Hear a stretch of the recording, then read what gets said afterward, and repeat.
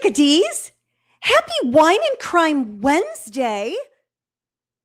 I'm so happy that you've joined the chickadee coop for the evening. I got to tell you, well, first off, it looks like my camera's doing some crazy thing. I'm having an afternoon here. Just give me a minute. Let's see if I can fix this a little. I feel all like squatty or something. Let me try again.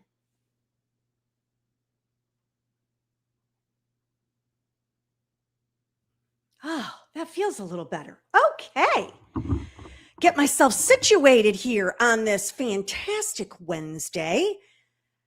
Guess what happened in the Demeanor household today? Y'all are never going to believe this. I don't know why I have these in. I have no video that I'm listening to right now. We got a new refrigerator. Old one taken out, new one brought in. New one is counter depth. It's all sleek, no handles on it. It is phenomenal.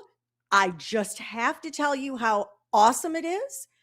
It's the no fingerprinty stainless steel kind, and it is bigger. We haven't had a refrigerator in 2.5 weeks, so it's a big day today in the Demeanor household, getting a refrigerator. So I'm happy. Please tell me, since it's Wine and Crime Wednesday, what are y'all drinking? Tell me in the chat. Let me say hello to everyone. Hello, Kristen. Thanks for joining us. And Kelly, my marvelous mod, is with us this evening. Christine, glad to have you back once again. Peppermint PJ, I feel like I haven't heard or seen from you in a while. And Granny Debbie. Another Debbie. Hi, Debbie Holman. Coffee Nuts back with us. And yes, isn't it funny how when we're older, new appliances excite us? So, well, let me tell you, my 24-year-old son was here, and I think he had a little appliance envy going on. I'm not going to lie about it. I'm pretty sure that's what I saw. Let's see. We got water. I have a lot of talking to do tonight, so it is a water night for Ms. D. Water, lots of water. Are we all feeling dehydrated? I feel like I've been dehydrated this week.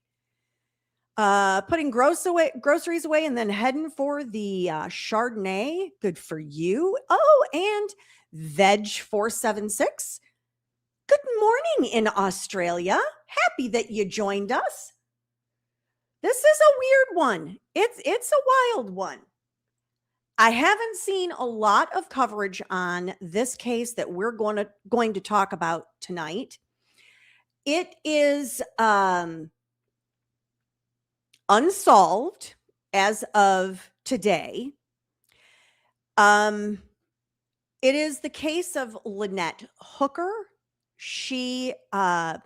Her husband has claimed that while they were on a small, at least this is my understanding, a small dinghy boat, that she went overboard and he was unable to get her back in the boat. She disappeared. He has not ever seen her again. So there is a lot to unpack here. This case, like many that I cover on my channel here, is once again seems to be a domestic situation in which the husband has disappeared his wife, his spouse. Hey, Mrs. Georgia Mom, glad to have you back. I did, and I'll tell you, as far as the content for this evening, I dug up some information. I have not read through any of it, so you may have that where I read a sentence and then all of a sudden I go, "Whoa, wait a minute, we got to go back and read that one again," because I just kind of snagged the information. This is not a case that I've followed closely in the media. I know a few little highlights, and that's about it. So we're going to do it all. And there might be stuff we have to do on the fly. Like, if they give us an address of a house, you know we're going to go there. It'll be a little field trip time. Let's start off. I'm going to hydrate myself. I was just opening the bottle.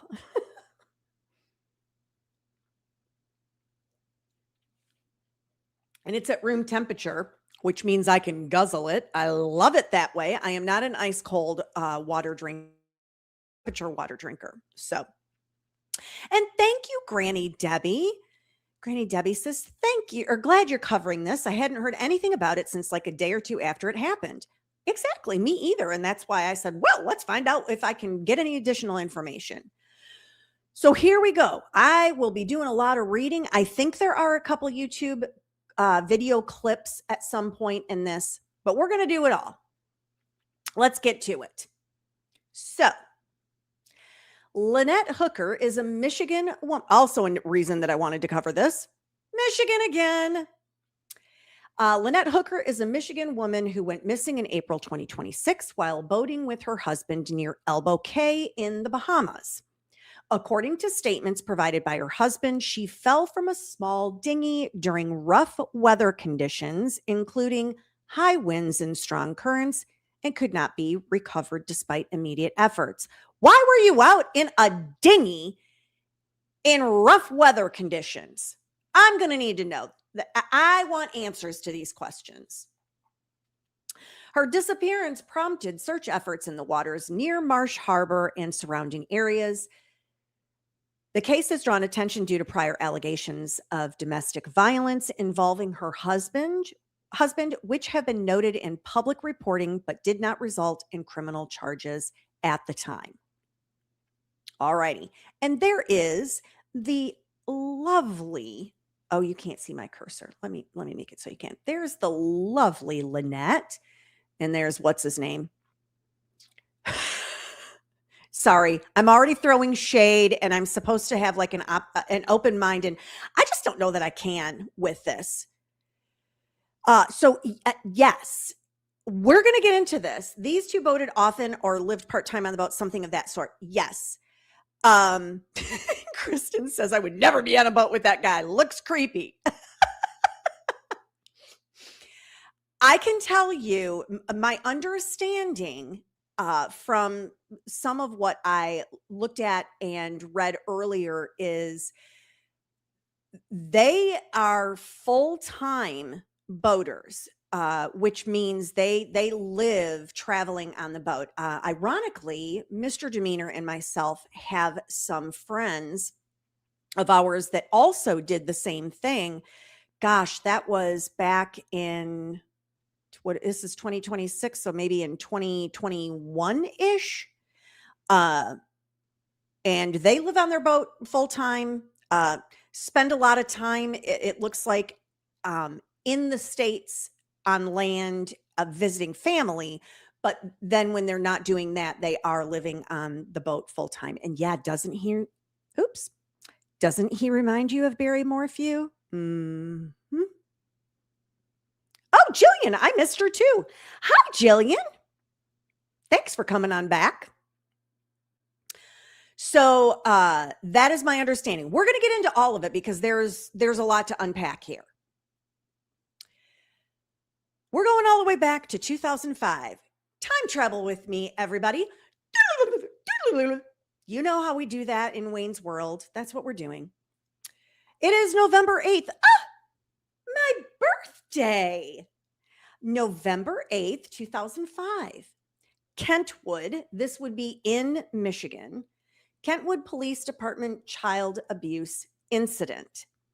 During an incident later investigated by Kentwood Police, child witnesses said Brian Hooker became upset during an argument in the home, chased a child upstairs, pinned the child against a door, and placed both hands around the child's neck.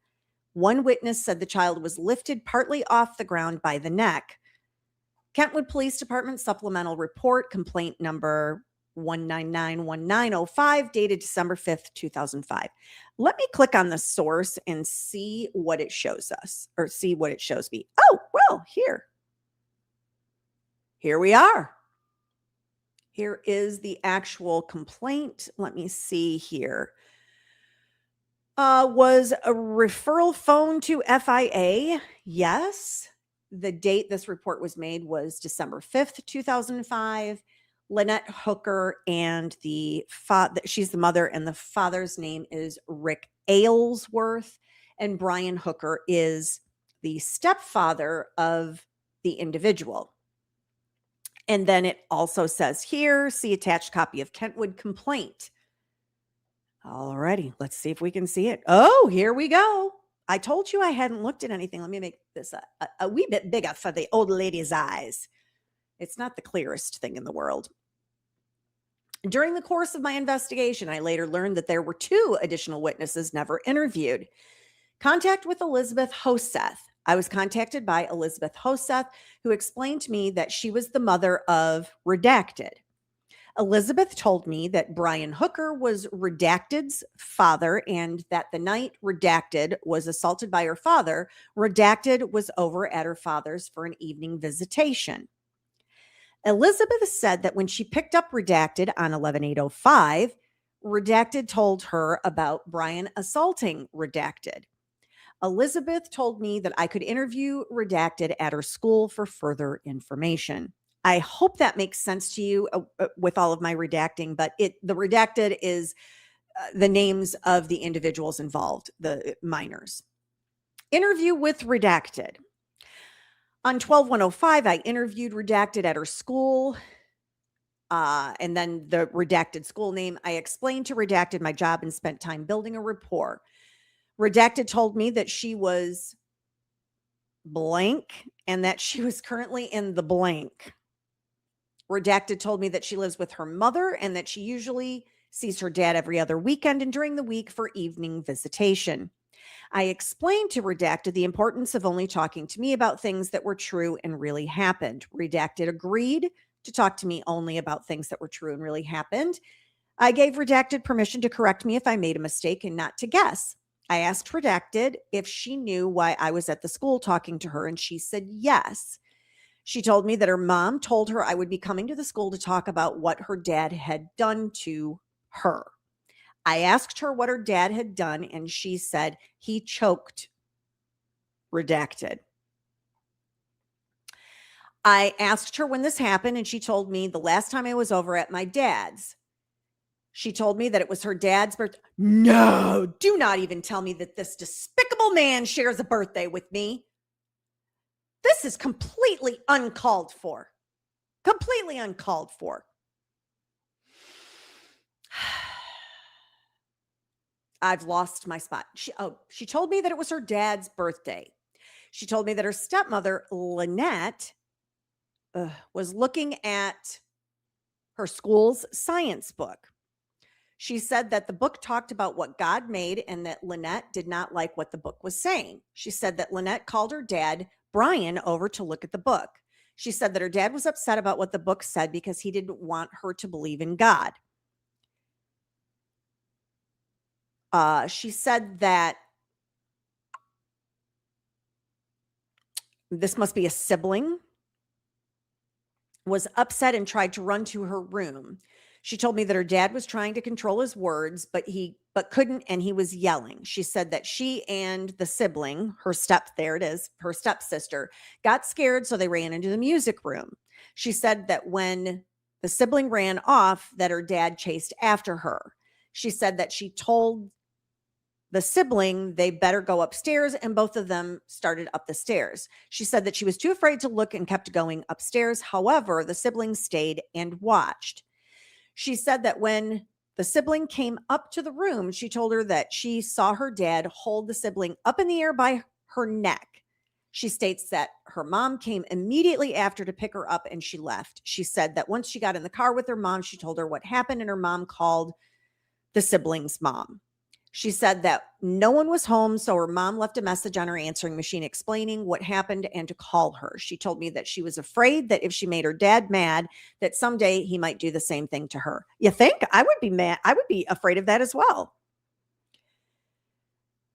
I asked her if there was anything else she thought I should know. She stated no. I thanked her for talking to me and concluded my interview. Contact with Rick Aylesworth. Rick Aylesworth, in case you weren't paying attention at the beginning of this, Rick Aylesworth is the biological father of this particular individual. I received a phone call from Rick Aylesworth. Rick explained to me that blank is his daughter and the stepdaughter of Brian Hooker. Rick said that she lives with her mom, Lynette, and stepfather, Brian, every other week. Rick told me that she was over at her mom's when this incident took place and that she witnessed it. Rick said that the incident took place on 11/8/05 and then on 11/11/05, he picked her up for his visitation. Rick said this is when he first learned about the incident. Rick agreed to bring her to the Kentwood Police Department for an interview. Oh, I forgot. How did I forget this? I was just so excited to get into this case with all of you. Don't forget to leave your DNA on that thumbs up. If you haven't subscribed, you need to do that. For all of you out in the world of Twix, thanks for joining. You might want to pop on over to the tubes of you and give a little thumbs up there. Just a recommendation and a suggestion, but ultimately it's up to you. And if you're on Replay Crew, please drop me a comment. I always like the comments. I have my regulars that watch on replay, and I so appreciate them. Can't believe I forgot that. We're like almost 20 minutes into this live stream tonight. I'm telling you, I'm a little out of sorts this evening. I don't know what's going on. Maybe it's all of the happiness of my new job, because I still love my new job.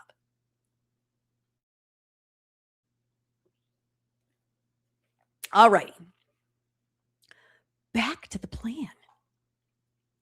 Interview with redacted Aylesworth, which I think this is likely the child and sibling or step sibling of who we've already heard from.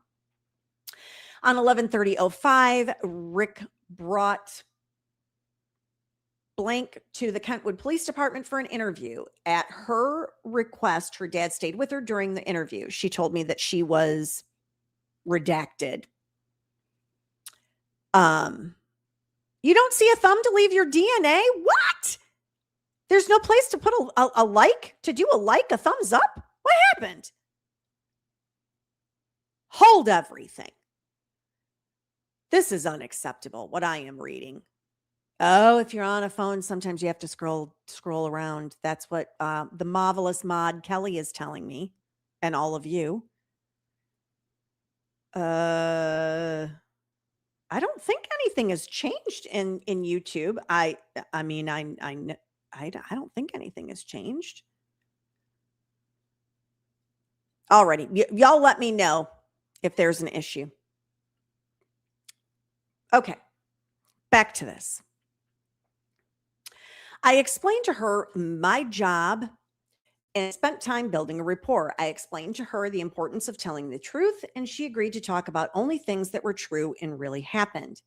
I gave her permission to correct me if I made a mistake and to say, I don't know, if she did not know the answer to something. Yes, it is an unbelievable relief. Let me tell you, we're going to put a pin in this. When I'm done going over this case, we're going to talk about stress, or hostile work environments. We're going to have a little chitty chat when we're done with Lynette's issues here. And yes, Granny Debbie, thank you. Yes, life is so much better. So much better. Didn't think it could get better, but boom, here we are. I asked her if she knew why her dad brought her to the police department to talk to me. She said, because the last time I was at my mom's and he choked her, I'm guessing. I asked her who that was, and she said her stepsister. I asked her who was choking her, and she said, Brian, my stepdad. I asked her if she knew why her stepdad choked her, and she said, because he was really mad. I asked her if she knew why he was really mad, and she said, because they made a mistake on their homework. I asked her who made a mistake on their homework, and she said blank and blank. Blank identified blank as her stepbrother. Oh, now we've got a stepbrother in the picture here. I asked her to tell me what happened from the beginning. She told me that she was in the music room playing with her stepsister. Blank said that Brian blank and blank were in the kitchen. She said she could hear yelling and at one point heard her call Brian a bastard. Oh my.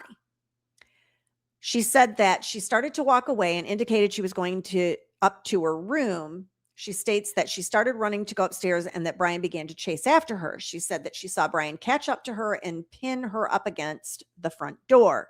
She showed me how Brian put both hands around Blank's neck. She said that Brian had Blank's feet off the ground by approximately a half a foot. She indicated this by showing me with her hands how far off the ground Blank's feet were. She said that Brian said to Blank, "Say yes, sir, young lady," 2 times. She said that Blank said, "Yes, sir." She said that Brian let go of Blank and told her that he wanted her to go sit down. She said that Blank was crying. She said that both she and Blank were extremely scared and that she suggested to Blank that they go upstairs to their rooms. She said that both she and Blank were crying. She told me I was crying because I was really sad that Blank got picked up off the ground. She added, "I was scared a little too." She said that she did not see or hear anything else because she went up to her room with Blank. I asked her if there was anything else that she thought I should know, and she stated no. I thanked her for talking with me and concluded my interview. Copy of the report sent to the prosecutor's office. And I think that is probably it. Yes, this is a whole host of redacted going on here. Lots and lots of redacted. And not guilty, jury trial. Wow. Notice of jury trial.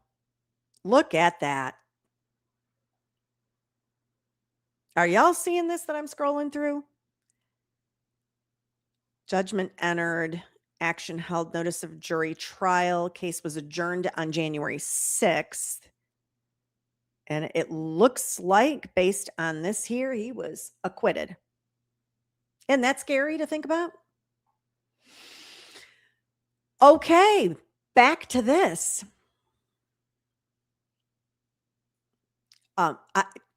Good question, Kristen. And remind me, why was it a great idea to go on a boat with this guy? It wasn't. It sure wasn't. Yeah. One child witness said that Brian Hooker told the child, "Say yes, sir, young lady," 2 times during the incident. The witness also said Brian was crying afterward and that the children were extremely scared. And then there's the source. Another child witness told Detective Michelle Clark that the incident began after yelling in the home and a chase upstairs. The witness said Brian Hooker choked a child during the incident. Coffee Nut is asking, I do wonder if she went on the small boat back to the boat, she might have never left the island. It's possible that maybe she was trying to escape and he hopped on there and was like, "You're not going anywhere." And then poof, she went overboard. It's a good question. November 11th, Rick Aylesworth told the police he first learned of the incident when he picked up his daughter for visitation. I think we covered this in the source that we just read. I'm going to zippity-doo-dah down. Brian Hooker was acquitted by a jury in a child abuse case. And there you have it. That's what we just read in the record. Mrs. Georgia Mom says, if you're on your phone, hit the X in the right corner and you'll see the thumbs up to leave your DNA. Thank you, Mrs. Georgia Mom. February 1st, 2015, a domestic assault incident was reported in Kentwood, Michigan. According to the Kentwood Police Department report, officers were dispatched to a residence for an intoxicated female who was locked in an upstairs bedroom. The female told dispatch she had been assaulted by someone in the home. Oh boy. And then we have alcohol involved with this. Never a good idea. Let's quickly, I'm going to pop over to the source here. Give me just a moment because I'm looking for an address. You know, that's what I'm looking for. Come on. It's misdemeanor. It's what we do. They have redacted all addresses. So I don't think I have one. It does not look like it. Okay. So yes, this is 10 years later. 05, we had child abuse and it went to trial. That's what's baffling to me. And he was acquitted. Michigan juries, sometimes I really question you. Brian Hooker told police he had been assaulted by his wife, Lynette Hooker, and said she struck him in the face multiple times. He probably deserved it. I'm kidding. I'm kidding. Officers reported that he was intoxicated and had blood coming from his nose. Brian Hooker told officers Lynette Hooker believed Jacob Hooker and another person were locked in an upstairs room and fooling around. He said Lynette attempted to open the door and that when he went upstairs to calm her down, she struck him in the face 4 to 5 times. Okay, well, he did have it coming then. I'm just kidding. Just kidding.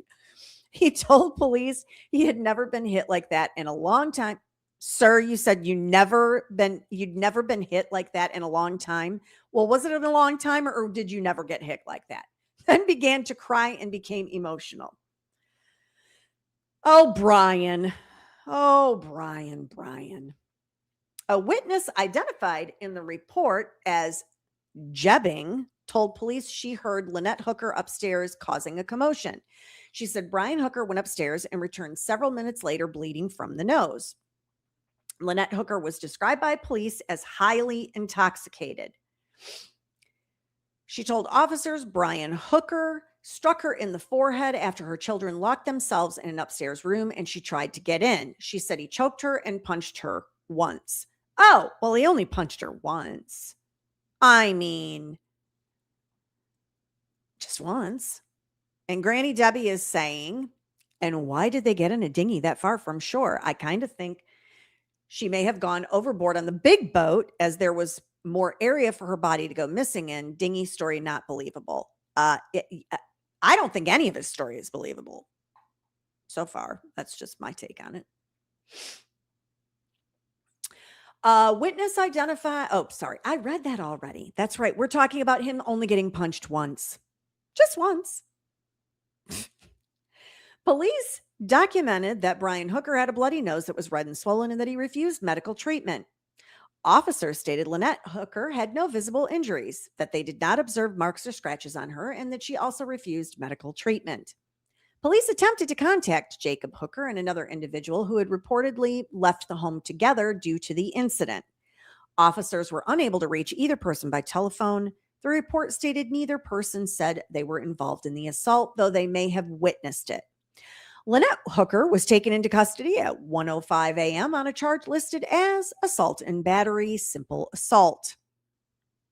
And that was February 1st. On February 2nd, the complaint was reviewed by APA Birch and the warrant was denied. The report states there was insufficient evidence as to who started the assault.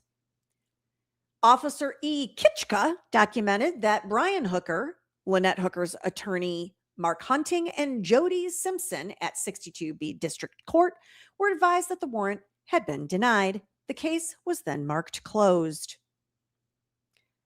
Well. All I have to say to that is it looks like Lynette was taking care of business that night, even though she might have been highly intoxicated. She's like, I'll take care of you. You want to lay hands on me? I'm going to lay them right back. Yeah, I don't know who Jacob is and why it matters whether Jacob was fooling around. We don't know how old Jacob was. We don't know anything. In January 2018, January 18th precisely, 3 years later,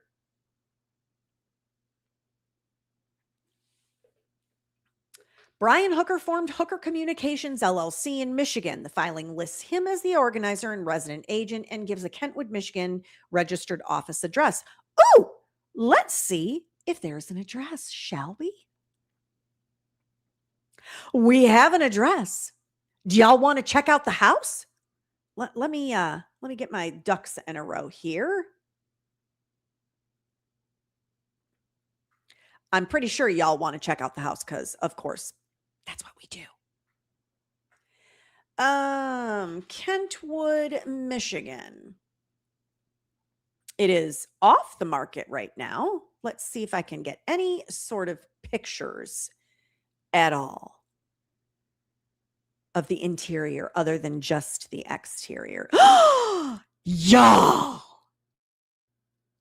It is like the crime gods are just shining down on me tonight or today.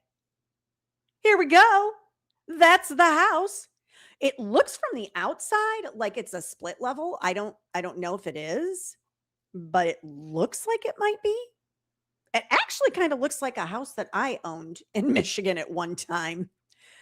All righty, we're taking a little trip to Michigan land. We're heading to Kentwood. Let's check this bad boy out. Another angle of the front. Oh, it's got some elevation to it. Hey, Anne, thanks for joining us tonight. You caught us just in time to do a little field trip to Michigan. We're going to check out where all these incidents took place. Oh, nice deck on the back. See, I told you I had a little bit of elevation I could see in that picture. Another backyard picture. Nice view of the neighbors who've got a nice above ground pool, it looks like. Looks like that deck. No, I guess it might be natural wood, but it does kind of have a Trex deck. Oh, hello. What are we doing here? No, I don't want to take your survey, realtor.com. Thank you. More backyard. We've got some black-eyed Susans and some sunflowers, and that looks like a burning bush, maybe. That's your typical Michigan, and a daylily in the front, maybe. Typical Michigan landscaping. And then this is inside the home. Looks like this is where the front entrance is with these nice side lights. Ooh, big kitchen. Look at the size of that kitchen. Hey, oh, Felicia. Yes, you made it just in time for the house tour. Because that's what I do. And I'm going to just take a stab in the dark. This totally looks like a rooms to go dinette set there. Just saying. And kitchen. A little dated, but still nice. Very, very nice home. Very, very nice home. And they had a piano. It looks like a grand piano too. That is a grand piano. I'm impressed. Color me impressed. If this is there when they owned it, I have no idea. Oh, nice little fireplace. That looks like that is in the back. This totally reminds me of my home in Michigan that Mr. Demeanor and I lived in. I'll if it has almost like a Jack and Jill bathroom, I'm going to really freak out and be like, oh my gosh, it's almost the same. And here is a bathroom. And this is a bedroom that leads. This is how my Michigan house was. So my Michigan house had a bedroom and you could get into the bathroom from the one bedroom. And then you could also get into that bathroom from the hall. And I'm going to just bet you that's how this is here. This looks like a bonus room area. It is a very nice house, Coffee Nut. I agree. Yep, this is a little loft-like area, I'm guessing. And another room. Oh, I don't know what. Oh, I bet you the room that has the bathroom, that's got to be the master. I'm sorry, the primary. The primary. Yeah, a small little ensuite. I know. For a minute there, I was like, is it my old Michigan house? No, it's not. I did not live in Kentwood. I can assure you of that. All right. So we took our little field trip. We now know what the house looks like. And they were scurrying up those stairs to get to these stairs right here. That's where they were scurrying to get away from whatever was happening. Well, hello, Disney nerd. Thank you so much for lurking. Oh, you get to you bring your home. I'm sorry. It says you are getting your desk and work area set up to bring home your computer and chair tomorrow. Does that mean you get to work from home? How great for you. So there we have the house. Oh, I'm so sorry. It is hard when things end. Yeah, I just went through that, saying goodbye to staff that was not going to be my staff anymore. Everybody was very, very sad. So I completely understand that. I was sad. They were sad. But I think in the long run, it's going to work out great for everybody. So don't be terrified. Change is scary, but it's okay. Okay, we're back to the case now. Alrighty, so we did our little tour after hearing that's the registered office address of Hooker Communications, LLC. In November of 2020, in November of 2020, Brian Hooker and Lynette Hooker sold their home in Kentwood, Michigan. So that was probably what it looked like when they owned it and they sold it. Well, looky there. I did that just in time, like I planned it or something. Totally didn't. Absolute sheer luck. I look like a professional or something. On July 6, 2021, they did their first sailing trip to Milwaukee. All right, let's see if I can get the Sailing Hookers YouTube video, because I know y'all are going to want to watch this. Let's see what it looks like. All right, does everybody see that? That looks like little Miss Lynette.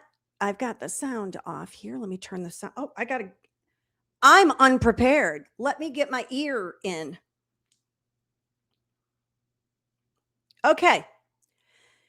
It looks like he's futzing around over here, and this is her. So let's see what this little YouTube video has to say for their very first sail. Before we take off. How are the boys? They still sleeping? Hey, Chuck, and I'll be like, switch hands on 68, please. And then I'll turn to 68, and so will you. And then you'll be like, what up, Hook? Okay? Yeah. Although everybody on 68 can still hear us. What just happened? Sweet niblets.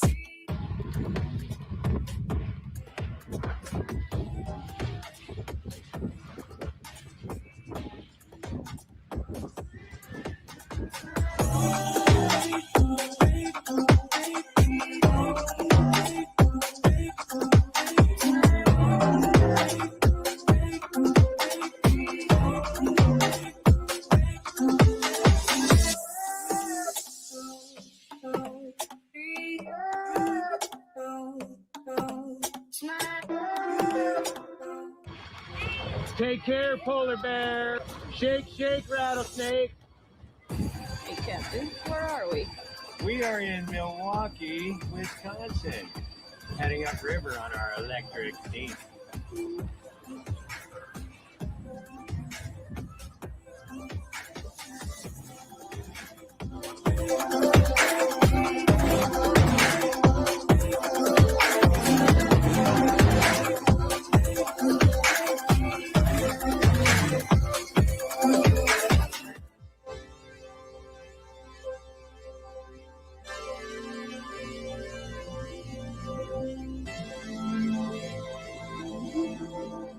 Goodbye, Milwaukee. Till next time.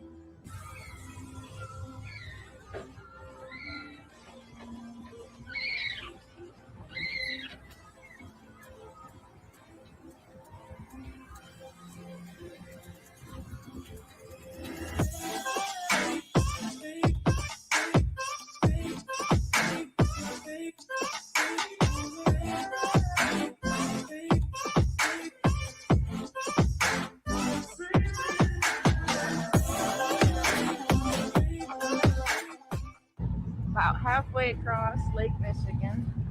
Be flat today.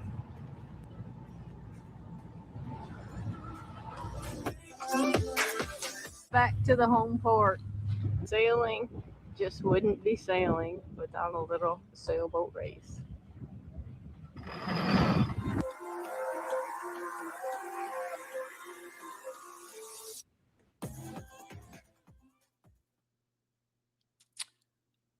Okay.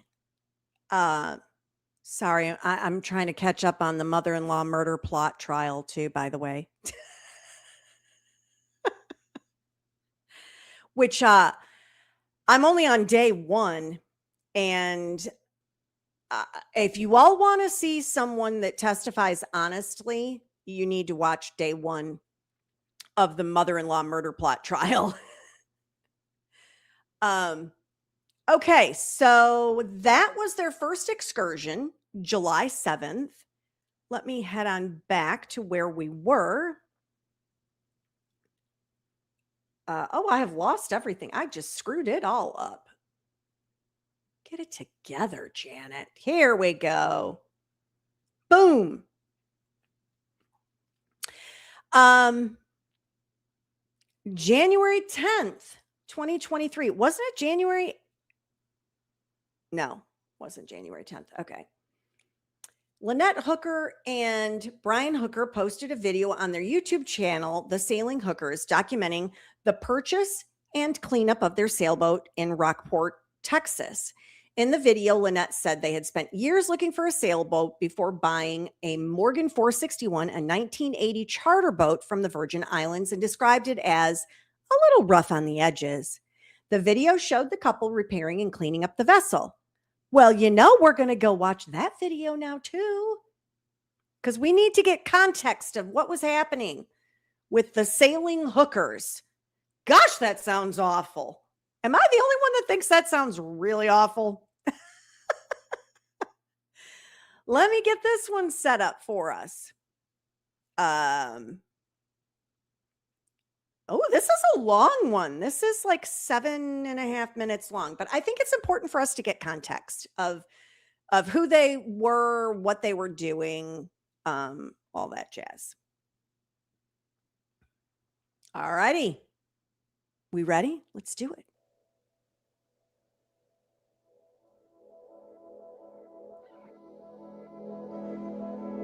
Closing day in Rockport, Texas.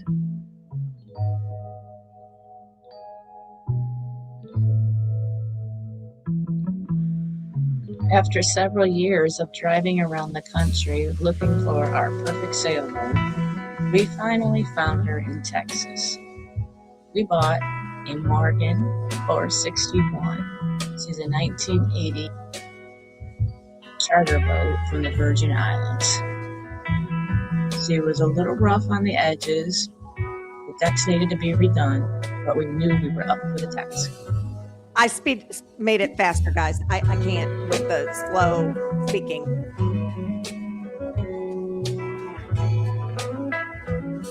This one looks like it might be a little bigger. Oh, niblet.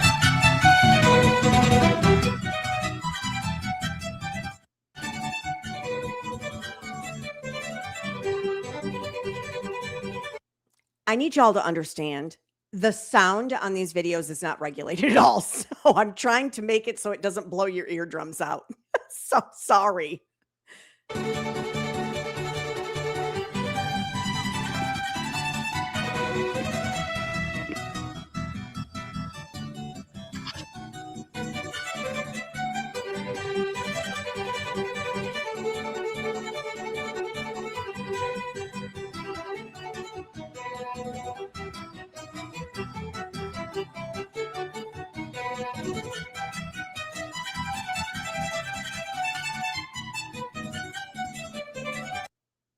I'm going to mute that.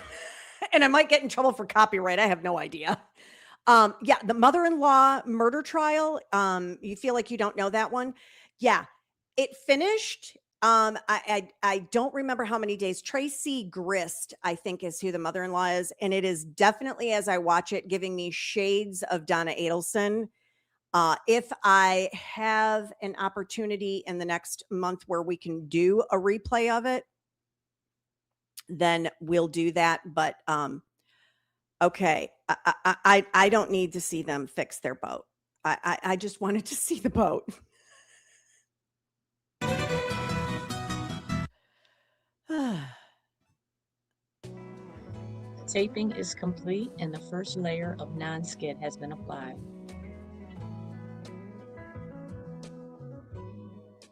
This is a little better This is sound only a choice. portion of the paint that we used, but we decided to go Oh with total boy. boat.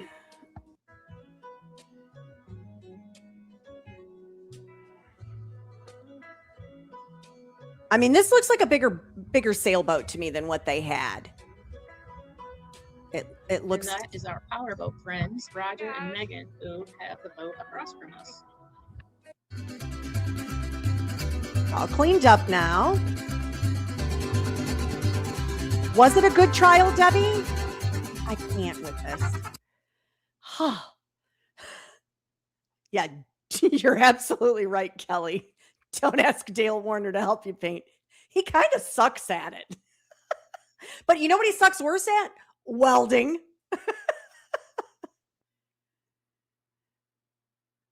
And see, I'm watching the daughter, the wife of the murder victim is all that I've seen. And I'm actually listening to it on my drive in and on my lunch and on my way home each day is actually when I'm watching it. I don't need to see them scuba dive. I don't care about any of this. We just wanted to see what your boat looked like.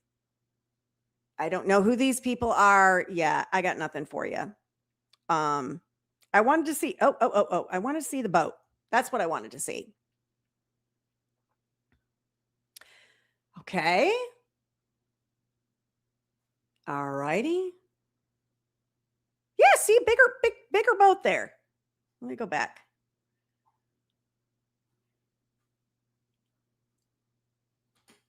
Bigger boat.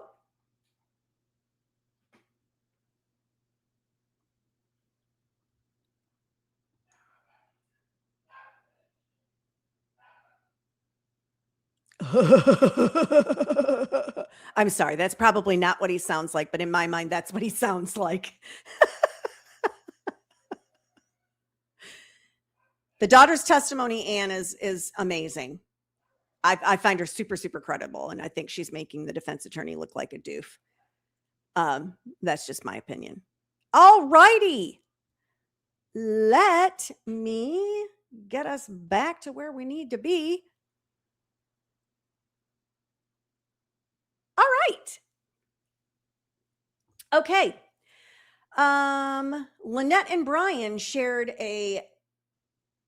I'm sorry.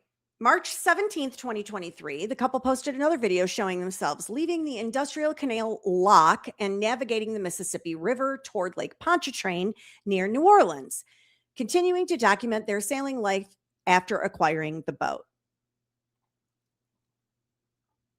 And then it looks like 9 days later, Lynette and Brian shared a video of their first attempt to cross the Gulf. Gale force winds forced them to stop in Morgan City, Louisiana. Yikes.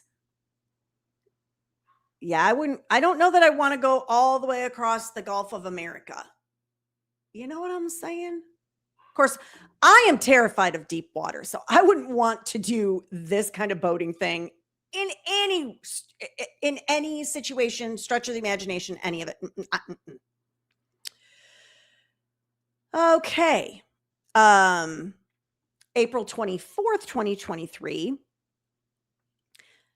The couple posted a video showing Walmart supplies being delivered to them while they were in New Orleans, adding another snapshot of daily life aboard the boat. After more than 2 years without posting, the next video on the couple's channel placed them in Fernandina Beach, Florida. Does anybody else think that's odd that they went 2 years? They went like 2.5, almost 2.5 years without posting. How weird. That's a long time to go without any video. And why is this out of order? So in January, okay, I'm gonna read this in a different order than it's typed in here. Hey Eve, thanks for being in the bushes and being a peeper. We love all of our peeping toms or peeping chickadees. Trashy trailer park couple, woman kills boyfriend 6-year-old son. Secrets. Yeah, I can't do this. It's a little guy. Nope. Yeah, I'm out. Can't do that one. Okay. January 29th, 2024, Lynette Hooker told Marnie Stevenson, a friend she met through sailing, that she did not plan to return to sea because her marriage was over. Oh, now wasn't I just saying I thought it was odd that it had been that long? And now we find out. She said, I guess it was too much closeness. We decided to call it quits. I'm not going back. I'll tell you this much. I love Mr. Demeanor, but I can tell you during COVID, and we both worked during COVID, we were deemed essential. There was a day I looked at him and I said, I love you, but I'm sick of seeing your face. Like, can you go somewhere? So I get the closeness thing. When you don't have anything else going on, it can be a bit much. So that's why there wasn't anything. So April of 23, and then in January of 24, she told the boating friend, sailing friend, I'm done. And then after more than 2 years without posting, the next video on the couple's channel placed them in Fernandina Beach, Florida. How about we look at that one? Let's see if, yes, thank you. I know. That's why I'm going to do the next one muted. I don't need to listen to her. I just want to see what it has to say. Let's head back to what is going on with this? Yo, I pull stuff up sometimes and I'm like, what on earth? The Flying Dutchman.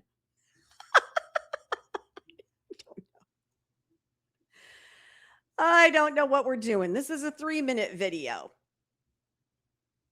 I am not sure.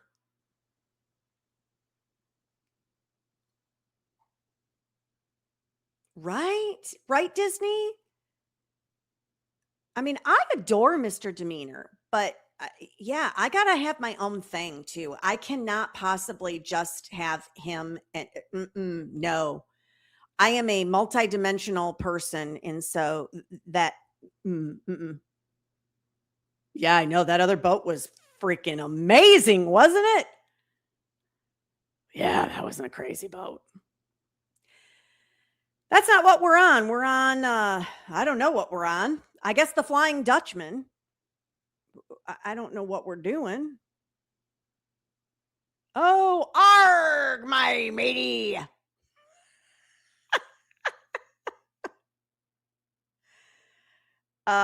Please tell me alcohol was involved with this. Please tell me. I'm done with that. Okay. September of 25 now. In August, that's when they were on the Flying Dutchman. In September, the couple posted a 13-second video from Bridge Over Creek in Coloma, California, showing that they were still traveling and occasionally documenting the trip.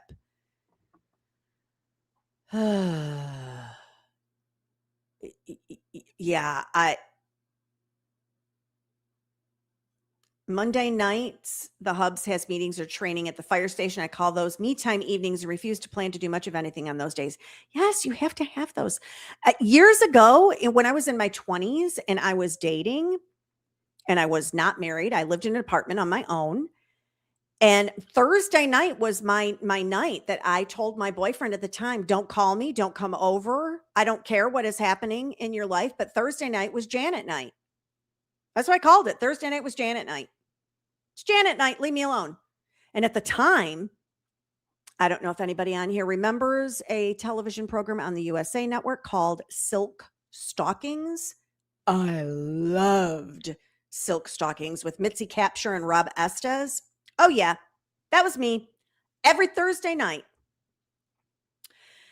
February 11th. Okay, so we're now to the point of them going to the Bahamas. February 11th, 2026.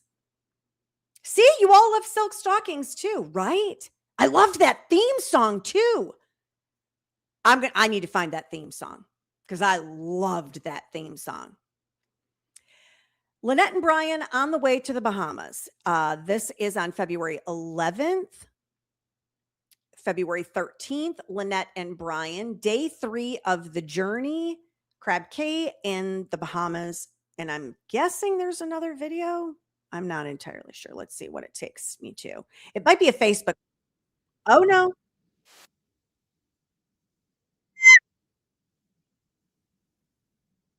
What am I doing?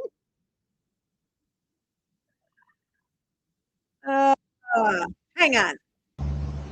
There you go. I don't know what's happening. Okay. You haven't heard of Silk Stockings? Oh my gosh. It's a complete fluff. Like, I'm a big Columbo, Murder, She Wrote, Diagnosis, Murder, Heart to Heart. What other shows did I always watch? It is very much like all of those. Matlock. Oh, and I love the new Matlock. So yeah, if you haven't seen any Silk Stockings, oh my gosh, the last episodes they did of that show, I bawled my eyes out because I'd watched it for years. Anyway, I'm having some attention deficit issues this evening. I apologize to all of you. Okay. Lynette and Brian posted a TikTok video of them sailing on the water. That is what we just kind of tripped into for just a little bit. And February 17th, they're in Great Guana Cay. On the 22nd, Lynette and Brian had secured a mooring ball in Marsh Harbour and were spending time at a pool while doing laundry. And the 28th, Lynette and Brian snorkeling in the Bahamas. March 9th,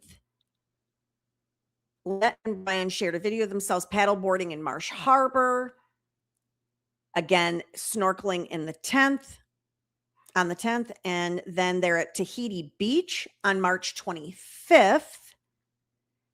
Oh, Kristen is saying that Silk Stockings is on Tubi. Well, you need to check it out because Rob Estes is a whole lot of hotness, and Mitzi Capture is just as cute as can be.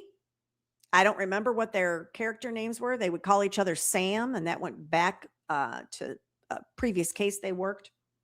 They're both detectives, by the way, in case you were wondering. On April 2nd, Lynette Hooker and Brian Hooker sailed to Great Guana Cay this morning to get our scuba tanks filled. This is the last and final TikTok post from the sailing hookers. Oh, yeah, I liked Barnaby Jones too. April 4th, 2026. So the last, exactly, Coffee Nut. We know what you're going to do tomorrow. It's Janet Thursday. And rewatching it, I would love to.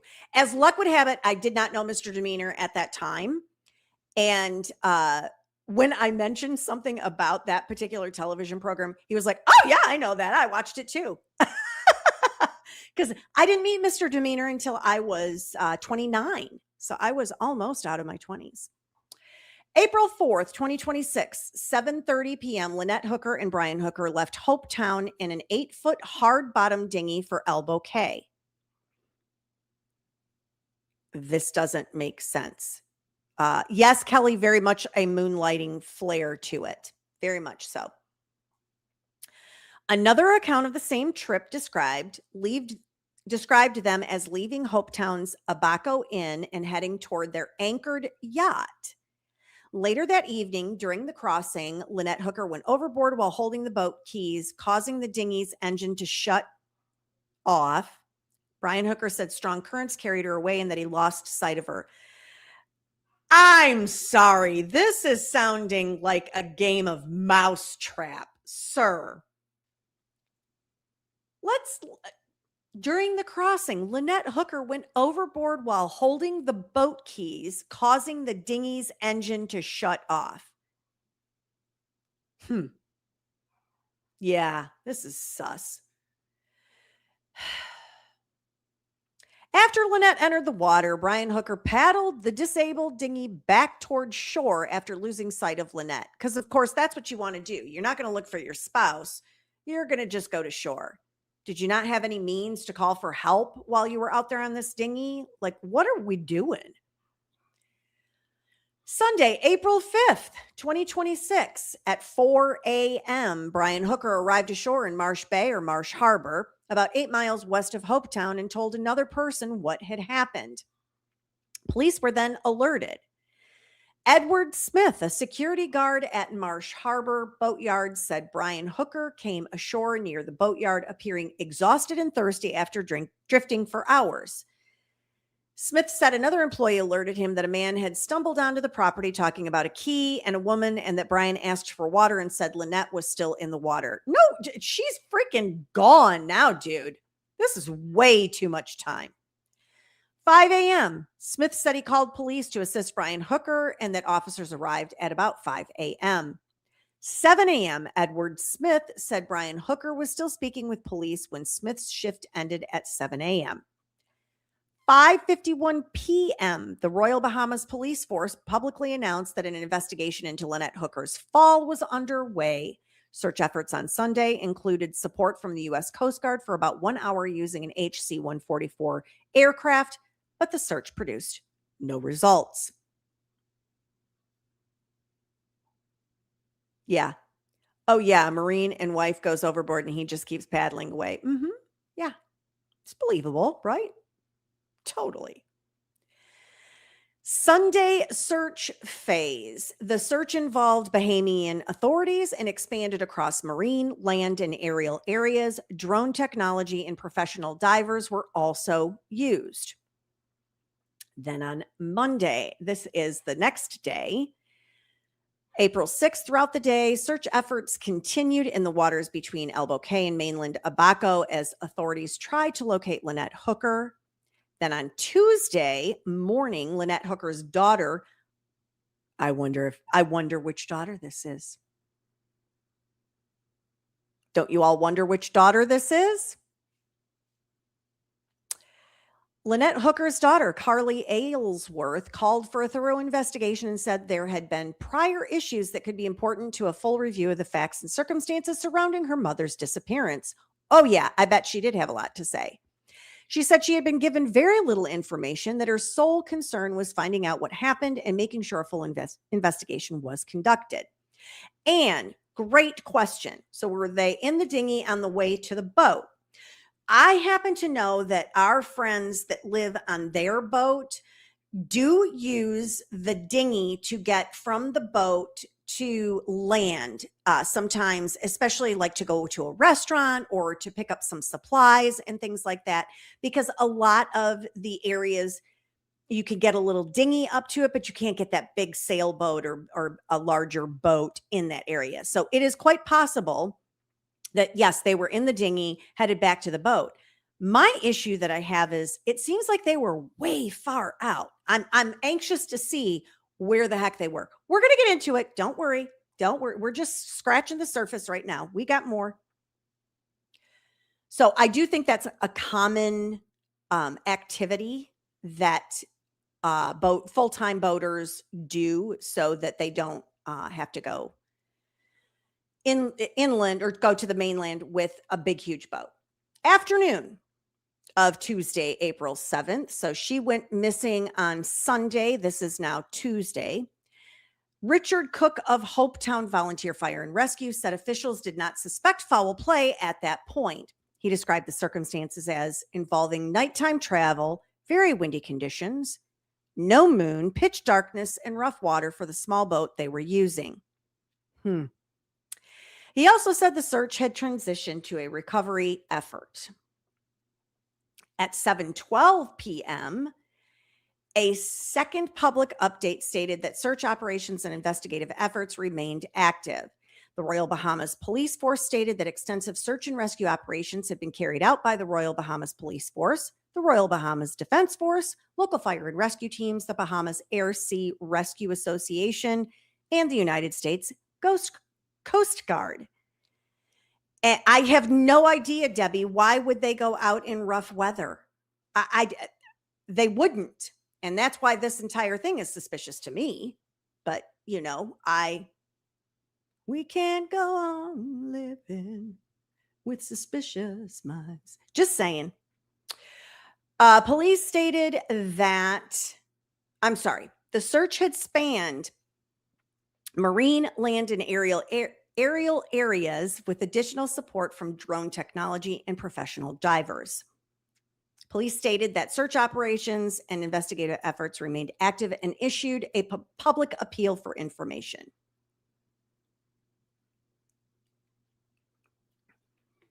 Does he say it's 2 miles out? Granny Debbie is saying he said they were taking the dinghy into shore to a restaurant or a bar, but also that the boat was like 2 miles out, and that is sus to me too.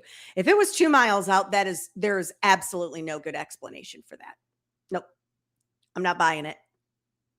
I am not buying a single solitary word of that. By this stage of the search, only a flotation device had been recovered along the shoreline, and there had been no confirmed sightings of Lynette Hooker. So now we're into Wednesday. She went missing Sunday. It was Sunday at evening time, right? April 4th. Yeah. Saturday, I guess, is technically when she went missing. Okay.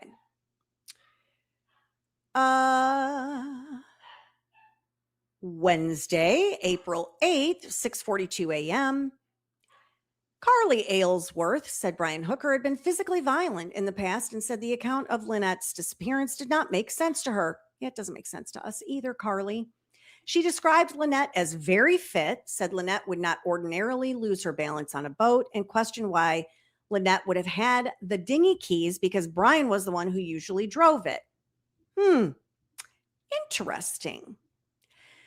In 7:15, Brian Hooker posted a public Facebook statement describing himself as heartbroken. I think I can probably pull that up. I'm not positive, though. No, it's being difficult. But I can read it. I am heartbroken over the recent boat accident in unpredictable seas and high winds that caused my beloved Lynette to fall from our small dinghy near Elbow Cay in the Bahamas. Despite desperate attempts to reach her, the winds and currents drove us further apart. We continue to search for her, and that is my sole focus. Our family is deeply grateful for the Bahamian people's assistance, especially that of the Hopetown Volunteer Fire and Rescue Team, Royal Bahamas Police Force, Royal Bahamas Defense Force, and the U.S. Coast Guard, who have worked tirelessly in an ongoing effort to bring Lynette back to us. Thank you to everyone for keeping Lynette in your thoughts and for your support of our family during this difficult time. Yeah. In the morning of that same day, which is Wednesday that we're still on, Carly Aylesworth said Brian Hooker left her a voicemail stating that Hopetown Search and Rescue had found the flotation device he said he threw to Lynette after she went overboard. Sure.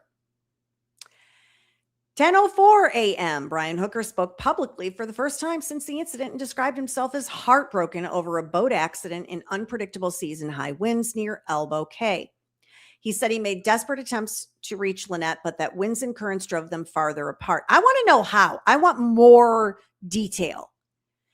And then he thanked everybody under the sun.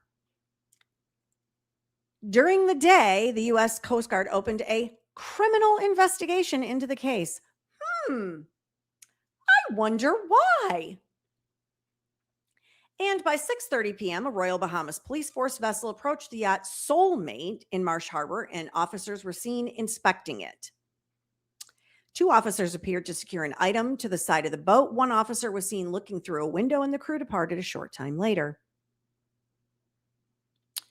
At 7:30 p.m., Brian Hooker was taken into custody for additional questioning based on probable cause. I want to know what they saw in that boat. There was something, because it was after they went in there that all of a sudden they took him into custody. Where was I? Brian Hooker allegedly fell off boat while in custody in Bahamas. While in custody, Brian Hooker allegedly fell off a boat and sustained injuries. As a result, his attorney said he requested medical assistance following the... Oh. Yeah, I think that you're onto something, Debbie. I wonder if they found blood, because now he's saying he allegedly fell off the boat while in custody in the Bahamas. We'll get into more of this. The U.S. Coast Guard's investigative role was publicly confirmed. Lynette Hooker's mother, Darlene Hamlet, said she was seeking more information after the arrest. She also said the family had grown up on the water and that Lynette had spent her life around lakes, boats, sailing, and swimming. Oh, excuse me. My goodness. Or, yes, could be marks on his body or under his fingernails. There was a kid in the news recently who swam more than 2 miles in open ocean when his boat broke down. Lynette would have been a good swimmer, probably. It sounds like it. Yes. Thank you for the bless you. Normally I mute that, but I didn't have enough time. It kind of crept up on me. Royal Bahamas police force at 8:30 issued a statement. A 59-year-old U.S. male was taken into custody in Marsh Harbour, Abaco, in connection with the disappearance of a woman reported missing from an 8-foot hard-bottom dinghy while en route to Elbow Cay on Saturday, April 4th, 2026. Police said he was being questioned in connection with the matter. I have no idea, Granny Debbie, and why did he go back to Michigan after he was released from being questioned instead of staying there to help search for his wife or something? Yeah. I don't know. I mean, it doesn't look good. It doesn't look good at all. I must hydrate again. Okay.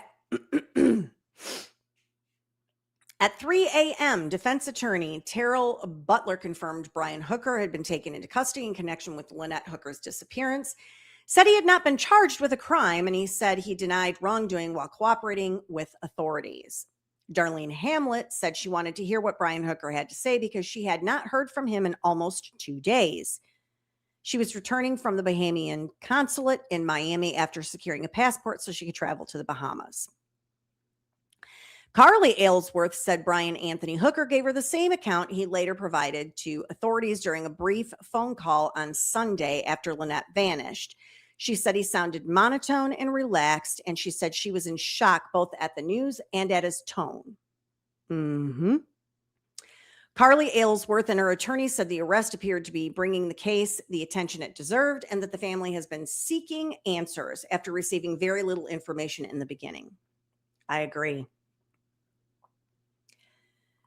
And then on April 10th, the defense attorney, Terrell Butler, said that authorities had decided to keep Brian Hooker in custody for up to another 72 hours. April 11th, Lynette Hooker's mother stated that Lynette's Apple Watch had been found and that it was the watch Lynette was wearing on the night she just shut the front door. I want to know where it was found. You find an Apple Watch and you can't find her? That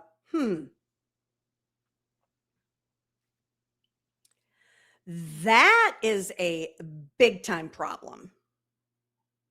Big time problem.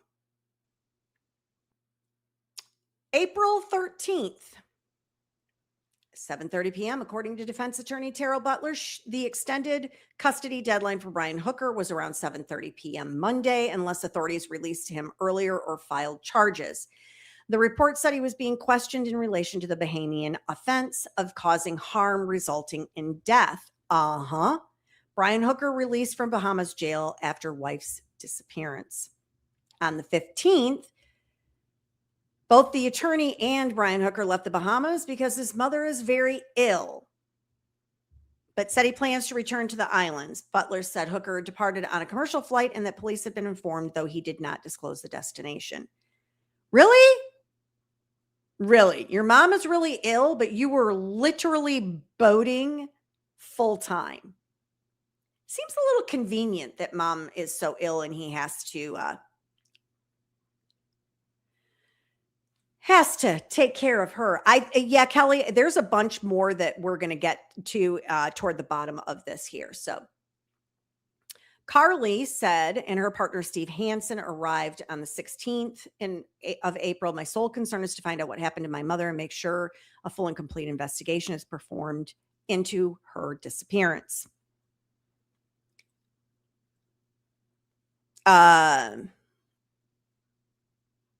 You're right, Anne. They should search his things for her wedding ring. So many murderers have to take them back. I don't know what that is about. That's what Dale did. Remember?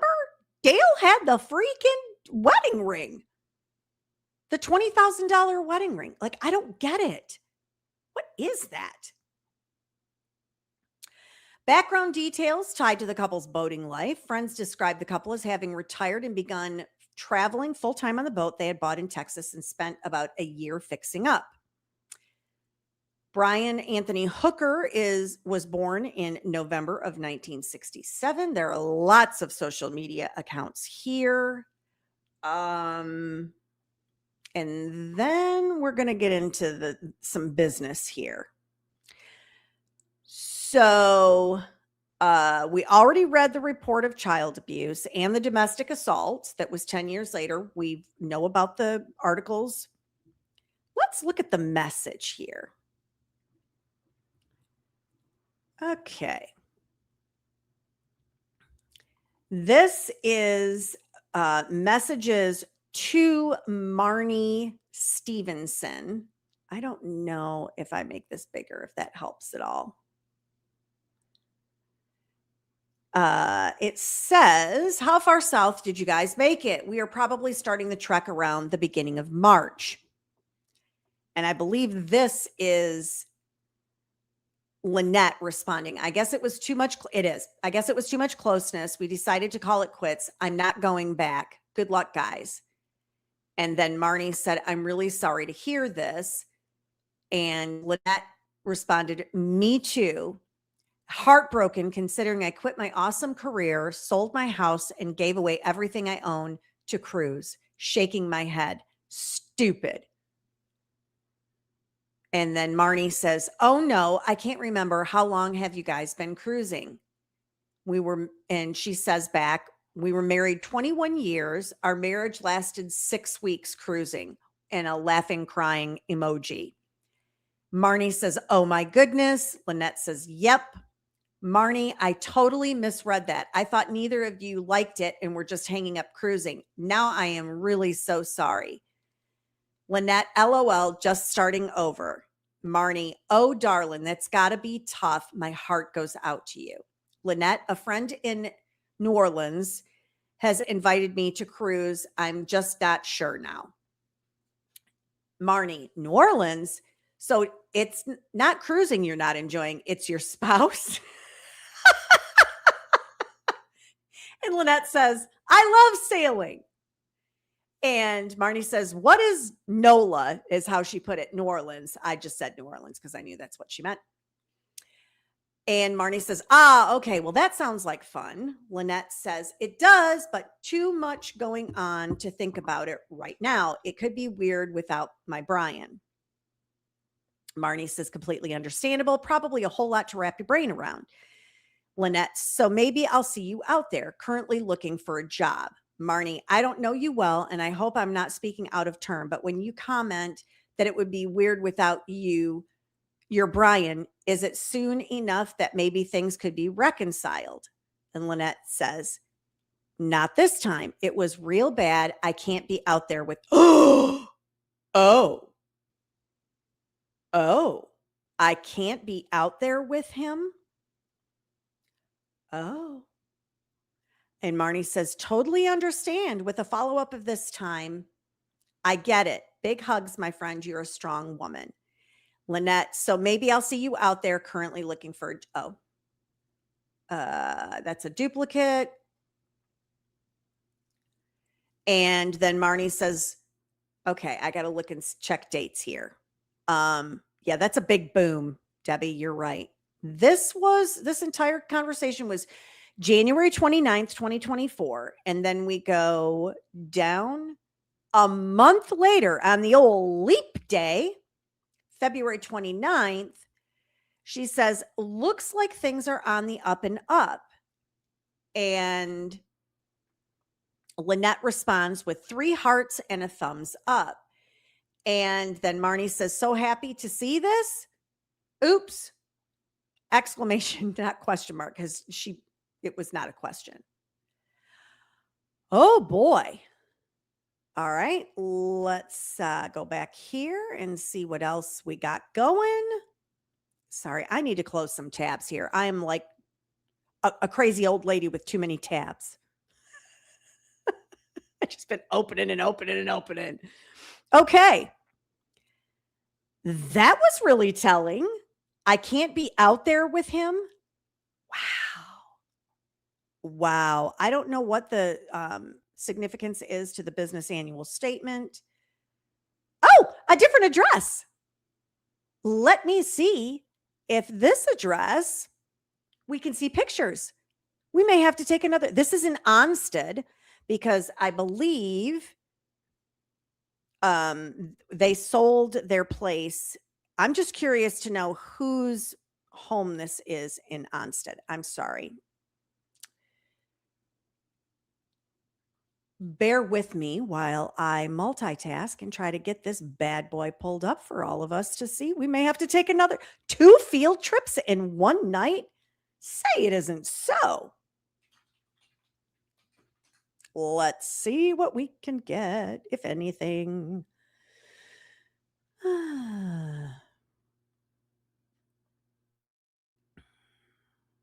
It is also off the market. Yeah. Nope. No pictures on Zillow. Let me see.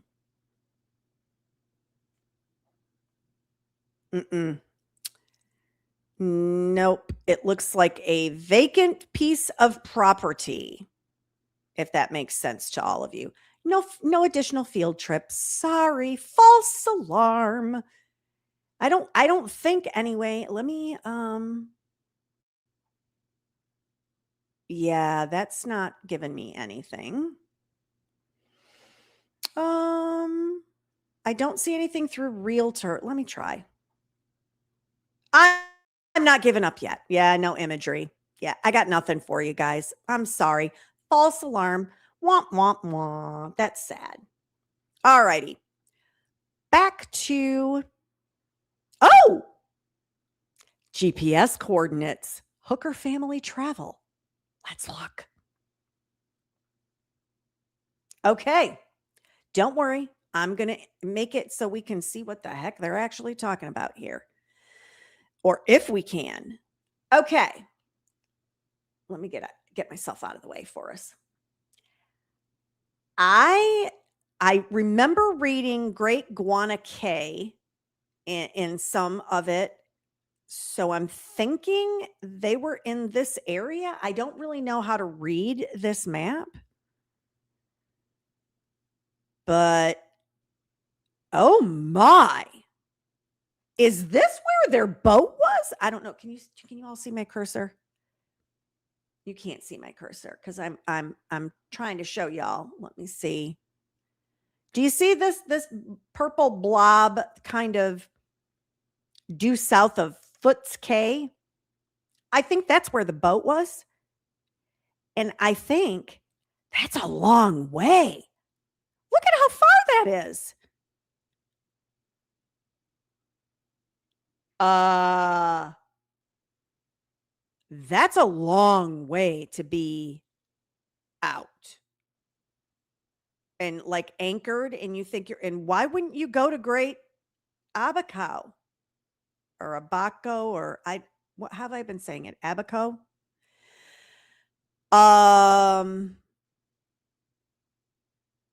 Sailed to Great Cay today to get our scuba tanks filled. I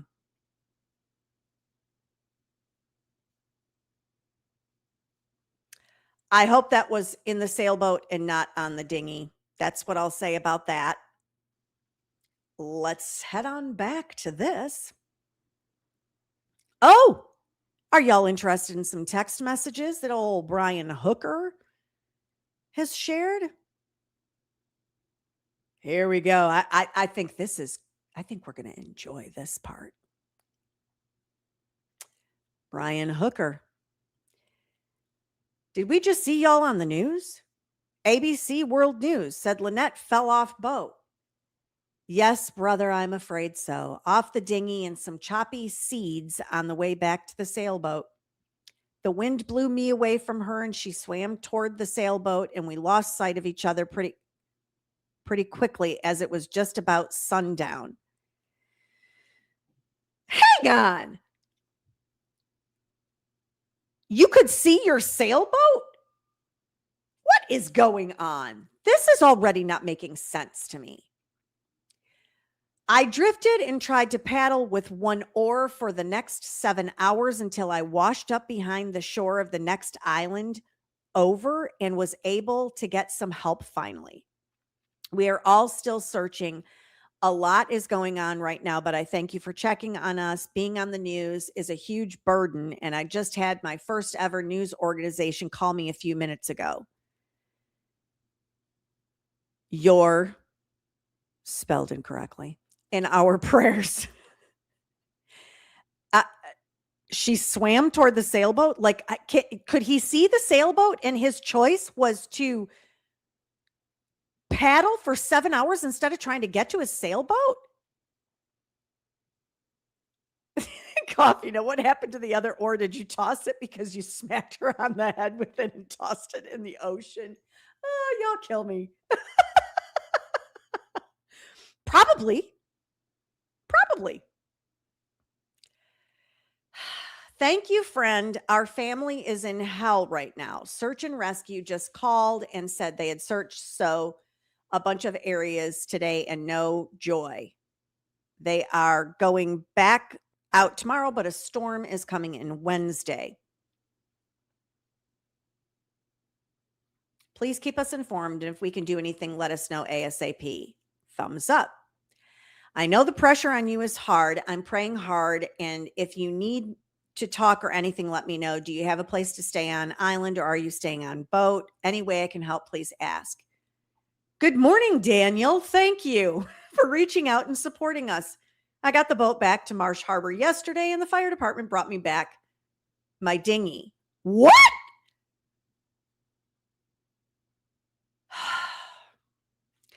I'm on a mooring ball at a place called Conch something, staying on the boat. Here we go. Conch Inn. Staying on the boat. My sister and brother-in-law are flying in later this morning to stay for a couple days, and I will probably stay with them for a night or two while weather happens. But then I plan on heading back out to the site and continuing search. I will most likely definitely need help in the future, but I just don't know what it is yet. I'm trying to take it a day at a time and keep the faith. Search and rescue is out again today before some big winds come tomorrow. Yeah, pitch black. Pitch black.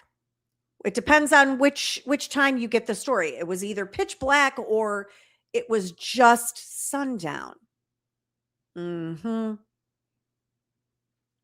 We are here to help any way we can, currently in Shreveport, but our boat is on the north shore of Lake Pontchartrain.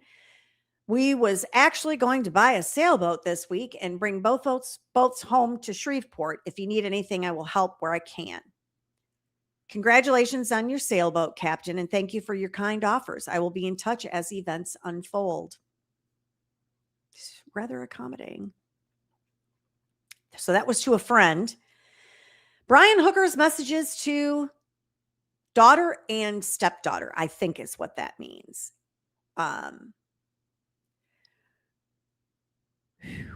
Whatever it takes to help either one of you, even though she doesn't really know either one of you. I wish I could be there with you, but I have to be here for now. I love you both. And then Rosie says, I love you, Dad. And Brian says, Rosie, I love you too.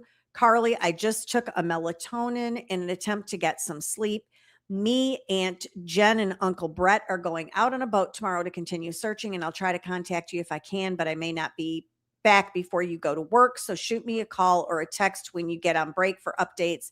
I'm not giving up, and I don't want you to give up either, ladies. And then he says, good morning, girls. I miss you today. I miss you. Punctuation matters, people. I understand you're texting, but punctuation matters. I think it is supposed to say, good morning, girls. I miss you. Today, me and Jen and Uncle Brett are going to go out on boats and look for Lynette. We were hassled at dinner by reporters last night and followed down the road and decided to post a statement on my Facebook page. And, lost my spot. And also Lynette's. Our family has lots of support from people all over the world, but there are, of course, always some haters, and I urge you to just keep your focus on what's important. Lynette and our family. They're saying ridiculous stuff, and so I will do some pushback on that when I can, but I have locked down my Facebook page except for the statement, and you can still reach me through Messenger or the other ways that you always can reach me. I love you, and I'm not giving up or stopping. Oh, boy. He sounds pretty calm, if I do say so myself. What do we want to look at next? How about Brian Hooker, Navionics, a GPS app maps? Hey, let's check it out. Why not, right? Share this tab, Janet. Do I need to make it big? Oh, okay. This is what I wanted to see. All right. So, okay. Can you all see this? Let me see if I can make it bigger for you.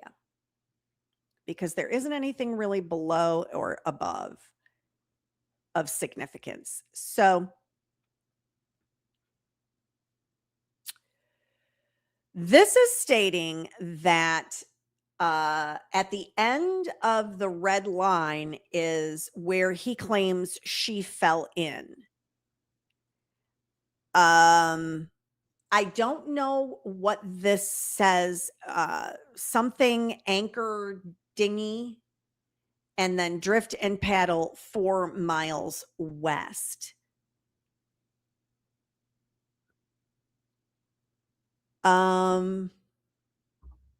If this is north, south, east, and west, usually weather goes from west to east, like kind of like a north. It comes from the south going north and from the west going east. That's why, if you all remember back in the Karen Reed trial, there was a lot of conversation about this really bad nor'easter. Does anybody know what a nor'easter actually stands for? It means a northeast storm because it's uncommon for weather to come from the north and east. So he's trying to say that the winds took him from east to west. I mean, I'm no meteorologist by any means, but I know how weather normally works. This looks like more bovine scatology. Oh, there's 6 pages. Oh, let me keep going. Education channel, Kelly. Yes. I try to be as educational as possible for everybody. That looks exactly the same. Let's see what this one shows. Oh, let me make this a little smaller so that we can see. This is what he is claiming. I'm trying to get my bearings because she was way over here. The dinghy was way over here, and he's claiming his dinghy went all the way. Yeah, it went from east to west. I promise there won't be a quiz, Coffee Nut.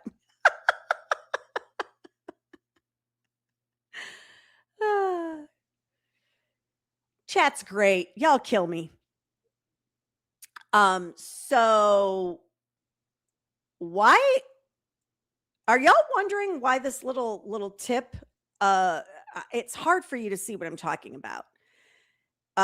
Just to the right of my cursor.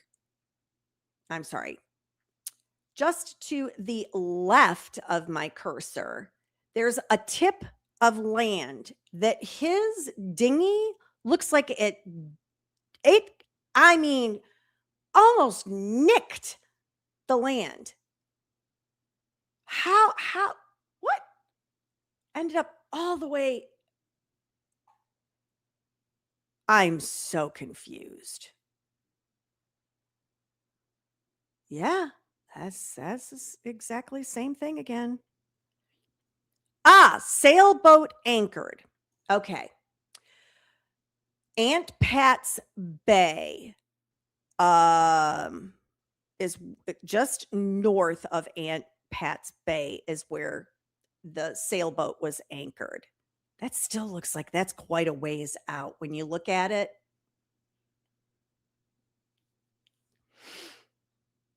Okay, let's go back. I'm going to scroll back up because we now know the sailboat was just north of Aunt Pat's Bay. So let me see if we can find that. Okay. Okay, my cursor is not showing up. I don't think I can change it. Can I? No, it's not letting me do anything like that. Oh, let me check tools. Nope. View. None of that stuff is working. Okay. I don't know if you can see, but where my cursor is, the sailboat is the pink little dot there. Can everybody see that? Man, they were a long way away from their boat. Why were they so far away?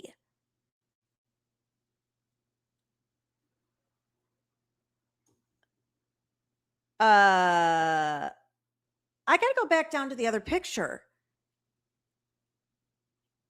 Are y'all catching what I'm trying to say here? So the where my cursor is, if you go directly left of that on the screen, and there's a pink circle, that is the sailboat picture. And then if you go up here, the Lynette fell off of the dinghy at the end of that red line there. Do you all see the end of the red line? Not the one that is the arrow, but the other curving one that comes down. What were they doing? That is a long, long way away from where that sailboat was.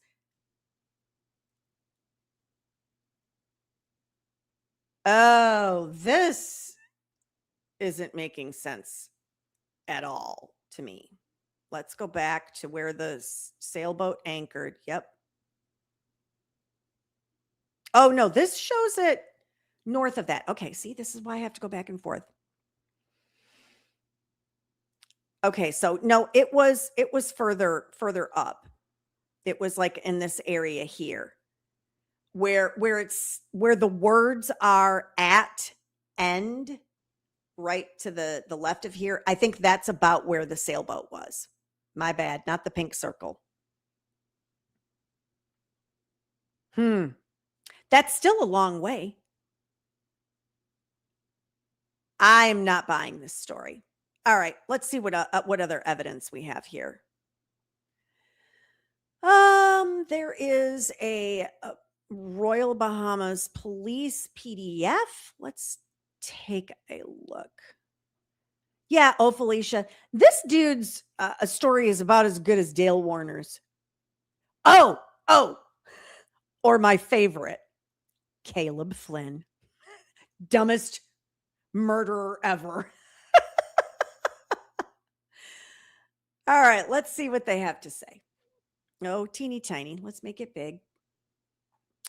Police wish to inform the public that the investigation into the disappearance of a woman at sea remains ongoing. The woman was reported missing while traveling by boat to Elbow Cay on Saturday, April 4th, 2026.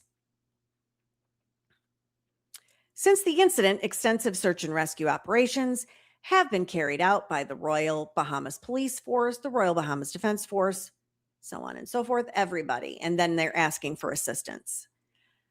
Let's check this next one. Is this the same thing?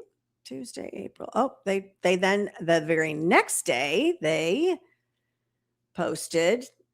made another news release. Police wish to inform the public that as the investigation continues, a 59-year-old male of U.S. nationality was taken into custody shortly after 7 p.m. on Wednesday, 8th of April, 2026 in Marsh Harbour, Elbow Cay.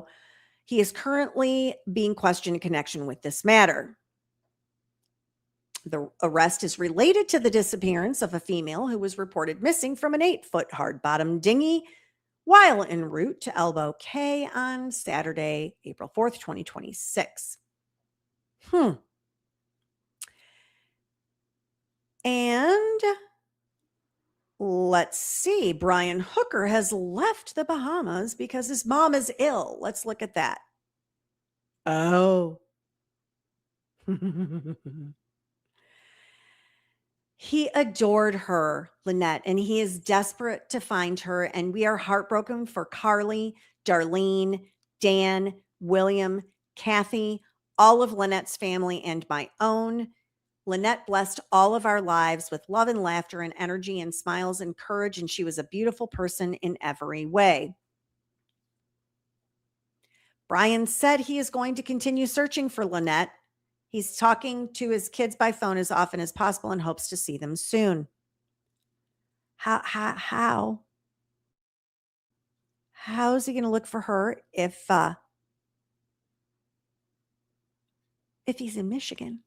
Michigan is a long way from the Bahamas. I don't know if you've seen a map, but on a map, like Michigan way up here, Bahamas way down here. Doesn't work. I'm not sure how he's going to continue to look for his wife. Just saying. Y'all have any idea? Does he have special skills or talents? All righty. Interview with Carly. The following is a transcript of the information shared by Carly Aylesworth regarding her mother's disappearance. Let me go back here. Sorry, I was getting ahead of myself. Recent developments. Aylesworth stated that she heard the flotation device thrown to her mother while she was swimming away from the boat has been located. Because her own attempts to reach the Bahamian police by phone were unsuccessful, Aylesworth had her lawyer contact them to attempt to move the investigation forward. Her stepfather was the person who initially informed her that her mother was missing. While he has recently called and left a voicemail, Aylesworth stated she does not wish to speak with him until she has more information. Aylesworth noted that the circumstances do not add up specifically regarding why her mother was swimming away from the boat or why she had the boat keys. She mentioned that past issues between her mother and stepfather have not been good. Her mother and stepfather have been sailing for over 10 years, beginning with a small 2-person vessel and eventually moving up to a sailboat over 50 feet in size. They frequently sailed Lake Michigan and had been in the Bahamas for approximately 1 month. The last contact Aylesworth had with her mother the preceding Friday. They spoke regularly, and her mother was actively helping her find an apartment. Aylesworth described her mother as a craftsy and active person who enjoys yoga, working out, and sewing biminis for sailboats. Her mother also enjoyed documenting their travels using a 360 camera. And we saw this video of them after they bought the sailboat, but this other one, this was a little paddle boarding before in the morning in the Bahamas. Let's take a peek at that.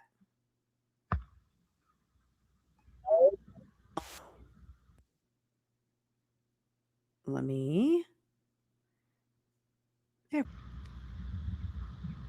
They're still in recovery around here from Hurricane Darian.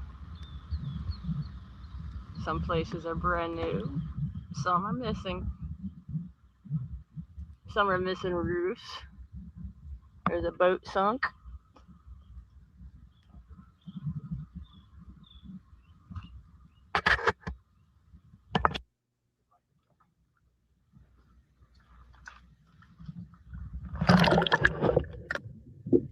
Oh, we're in the water.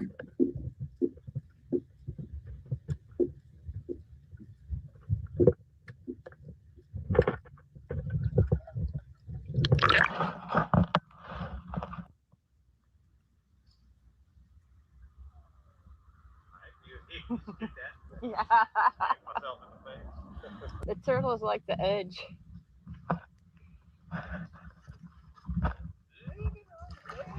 You can't help yourself, crabby.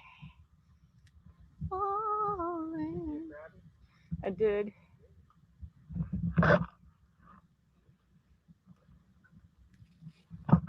Y'all, I don't think I have a good enough balance to stand on a paddleboard Turtle. on land, let alone this business here. Like, good for them. Good for them. Yeah, that is not.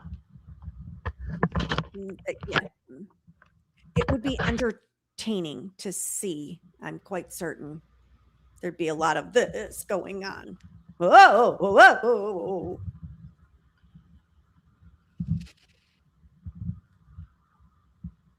And I thought for sure the interview would be here. I'm going to do some digging while we're paddleboarding. Oh, there's a sunk boat. That must be what they're talking about. That's like half in the water, half not.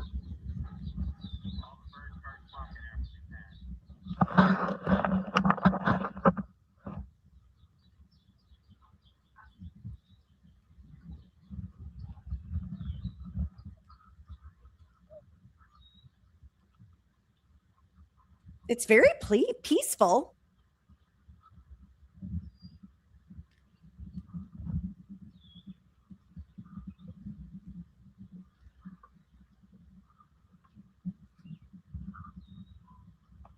Yeah, I think he knocked her in the noggin. That's what I think. Let me see. What's this joker's name? Brian, right?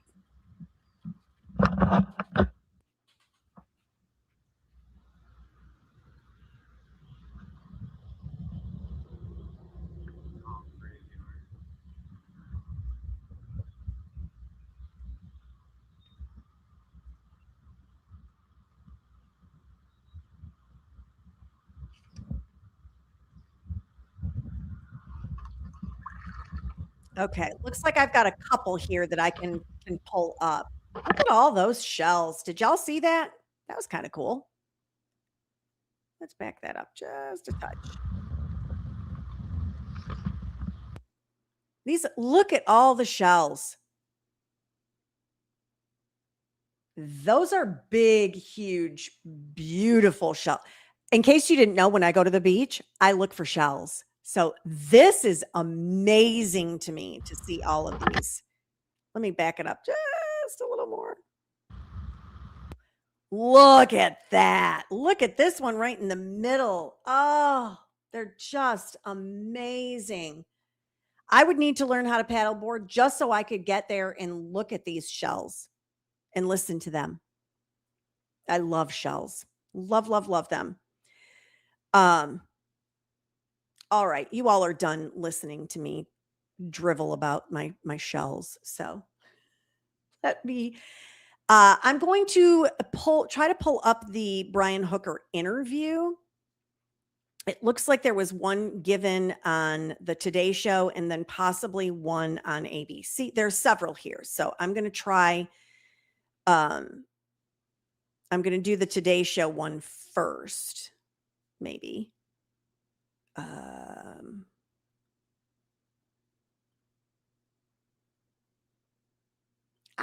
That is not what I wanted.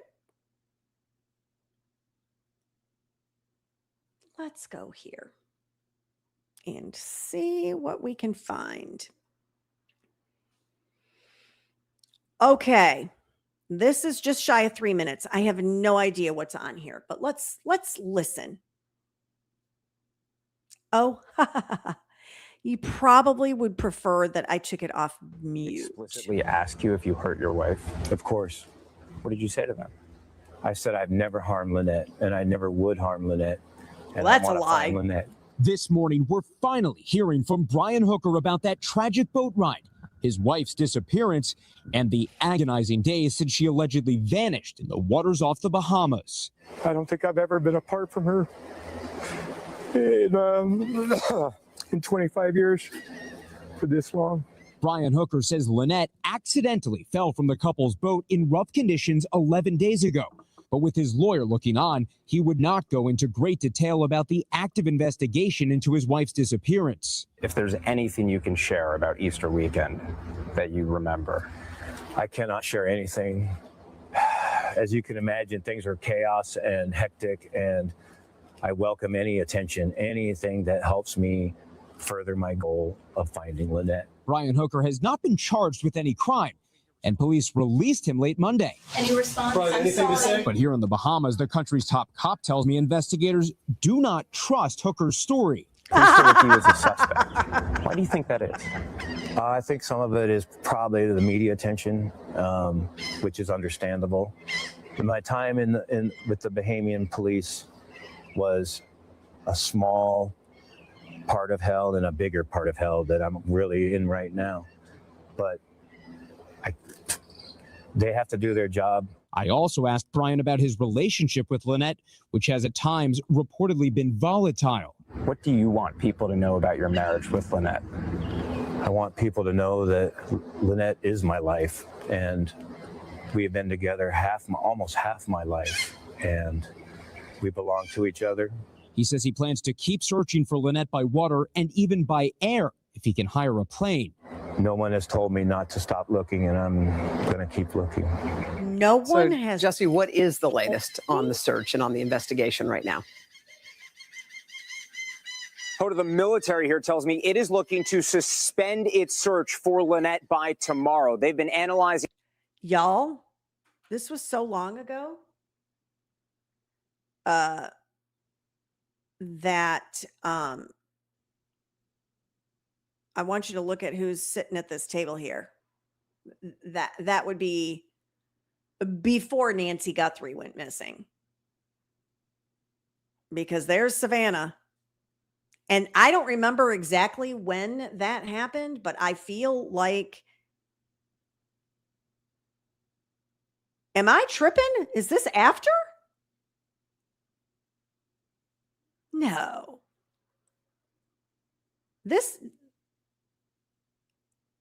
I don't know. Time escapes me.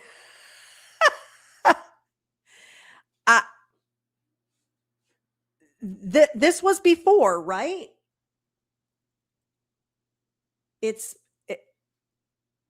I don't even know.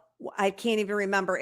It feels like it's been 2 months since Nancy Guthrie went missing, but I could be wrong. Yeah, Savannah's only been back like a week. So yeah, this had to have been like, I mean, almost at the same time. Because when did Lynette go missing? It was April 4th, wasn't it? If I remember correctly. The night of April 4th. Oh, Janet. Yeah, April 4th. So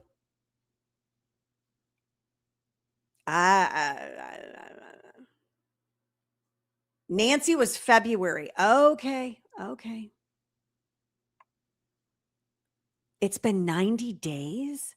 Oh my Lord. Y'all, see, this is what happens. All these stinking crimes and everything. Oh, okay. Let me get us another little interview. How about that? Are y'all interested in seeing if he has anything different to say? Let's see what I can find. That was the Today Show. Let's see what ABC with his voice News choked has. with his voice. We'll see what this one has to say. Juju Chang is going to tell us all about it. Choked with emotion, Brian Hooker, the man whose wife disappeared after falling off their dinghy in the Bahamas, describes the desperate search for Lynette. He was released by police after being held for questioning and spoke to ABC's Victor Oquendo about what he plans to do next. Okay. I will always think there was something I could have done differently. My one job was to look out for her, and that has not happened. And I'm going to keep looking out for her now, best I can. The husband of missing American woman Lynette Hooker speaking out after he was detained in the Bahamas for 5 days in connection with her disappearance. What was it like being in police custody, knowing that the search was still ongoing for you? It was hell. It was a different chapter of hell and a giant hell that I'm in. You're still in it? Yes. I don't have a wife.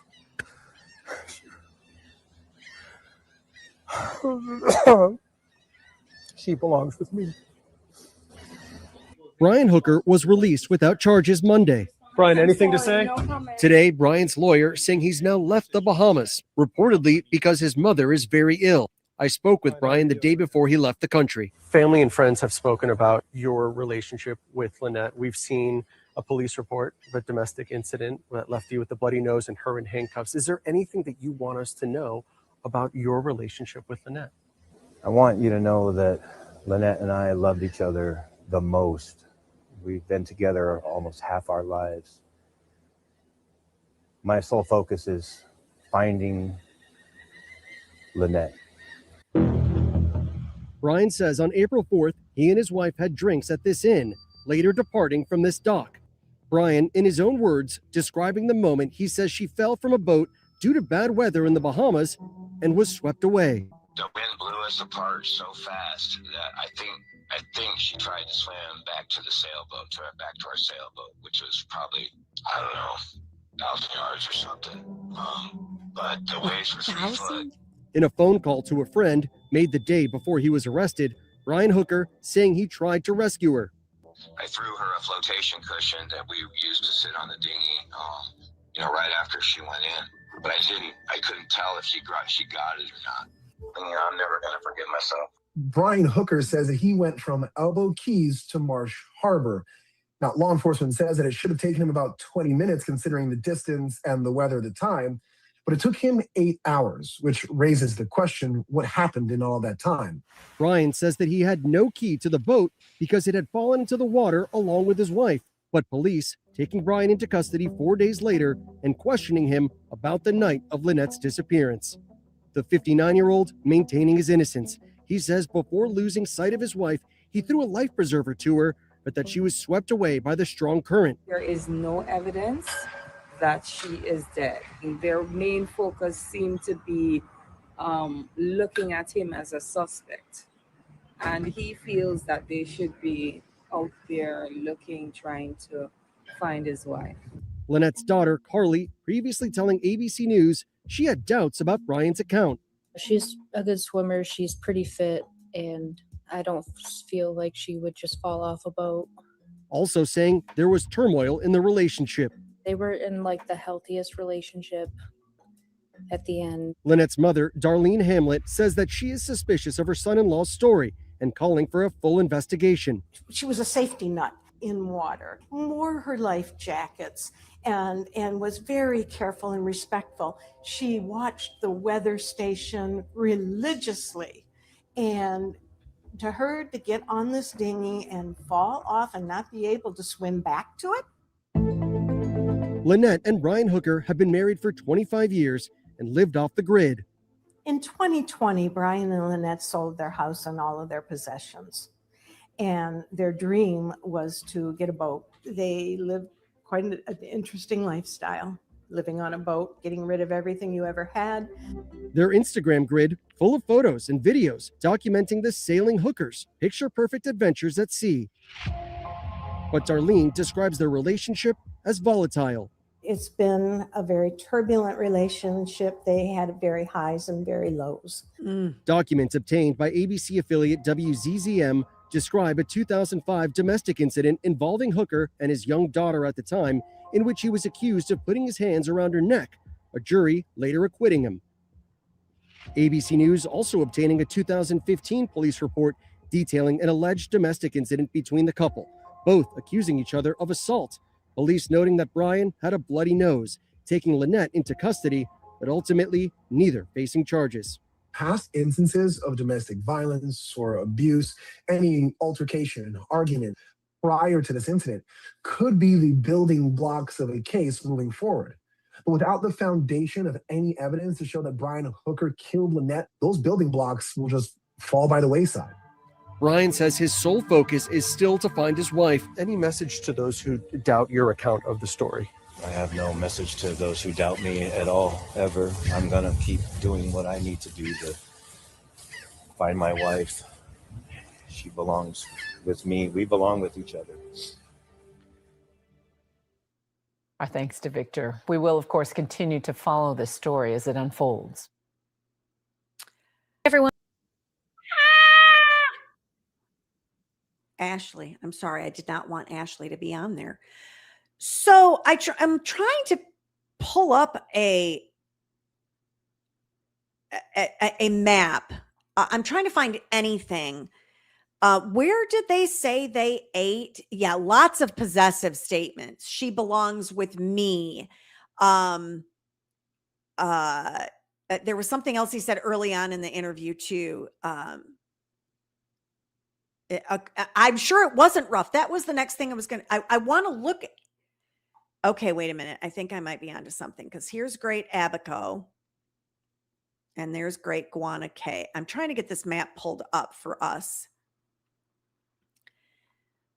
because they said that they had dinner at Abaco Inn. That's what it was, right? Okay, let me see if I can get a map of where Abaco Inn is.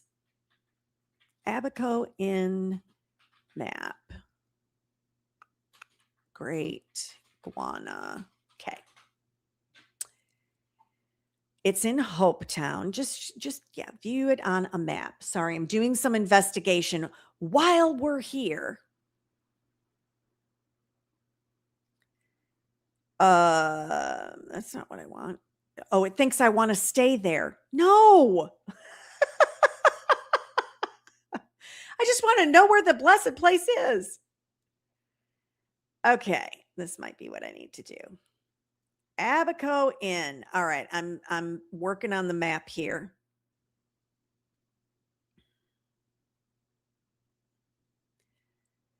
Let me share with all of you what my craziness is that I'm trying to do.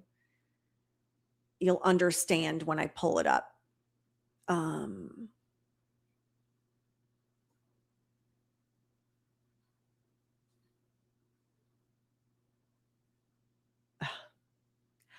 Okay, I know it's teeny tiny, but this This right here is where the Abaco Inn is. Now, I'm going to try to figure out. Okay.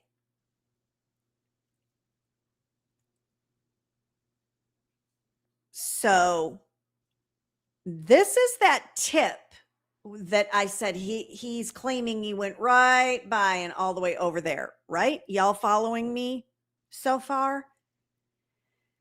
So the boat I thought was in this area here.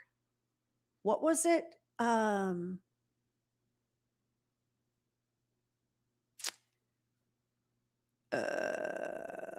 I can't think of what it was called. Remember when we looked at hang on, I'll go look again.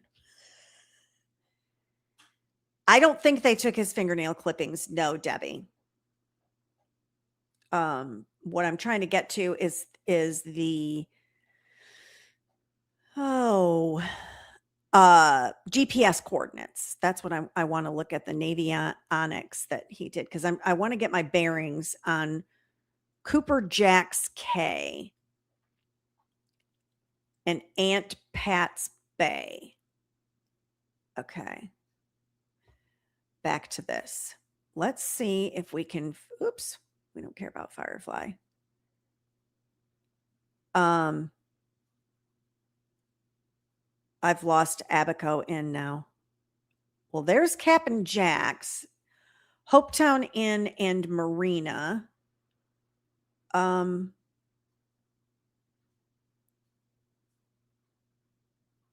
lost this. There's the Abaco Inn. Okay. Bear with me, everybody. I'm just trying to figure out where he claims the boat was in relation to where they were. And also, Lubber's Landing, by the way, is where he scooted right past. This is weird to me. Do you all see the size? So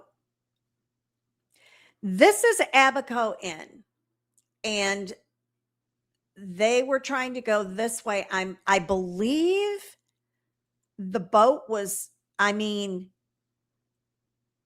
it seems like there's a lot of land around there, but how far out were they? Because he ended up going like this. I don't buy any of this. I think he is a freaking liar. Nope, sure don't. I don't know where that sailboat was actually moored.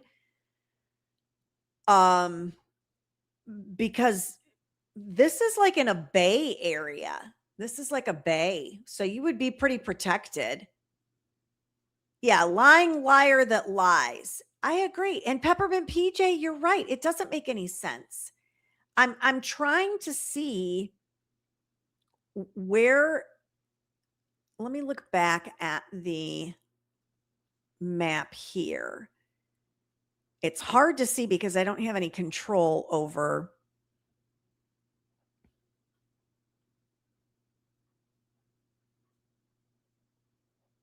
the size of the map is what my issue is. Let me try to see if I can locate this little hooky spot. Yeah, I think they were up here. I think is where the boat was. Someplace up here. I can't be sure.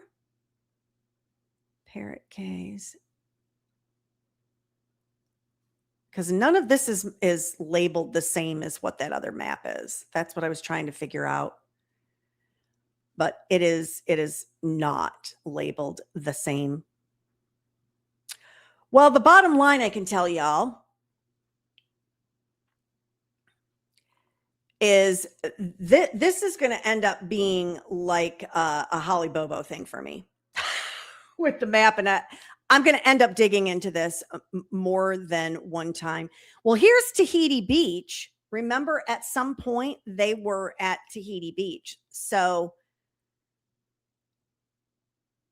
yeah, that makes even less.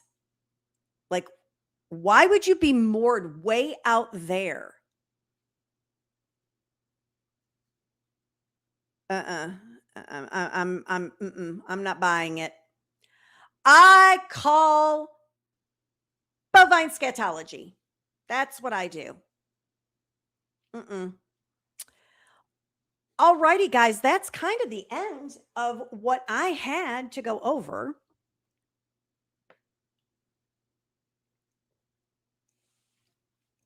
Sorry, I got a little parched there. Yeah, I think Brian planned it too. Yeah, and you're right, Kelly. There is only one reason. Schmurder. I told you all that I wanted to talk about being in a toxic or a toxic work environment or a hostile work environment. And you know, toxicity comes in a lot of forms, and one of the things that I really want everyone to pay attention to so that you can keep yourself mentally healthy is abandonment and what's the word I'm looking for? Neglect are very real tactics in a toxic work environment. And I'm happy to say that I am no longer in that type of toxic work environment. And you don't realize how dysfunctional your situation is in a lot of ways and a lot of times until you get into a healthy, functioning environment. And all of a sudden it clicks for you that I should have gotten myself out of this a long time ago. So pay attention because it comes in a lot of different forms. And I did not see it in my own situation.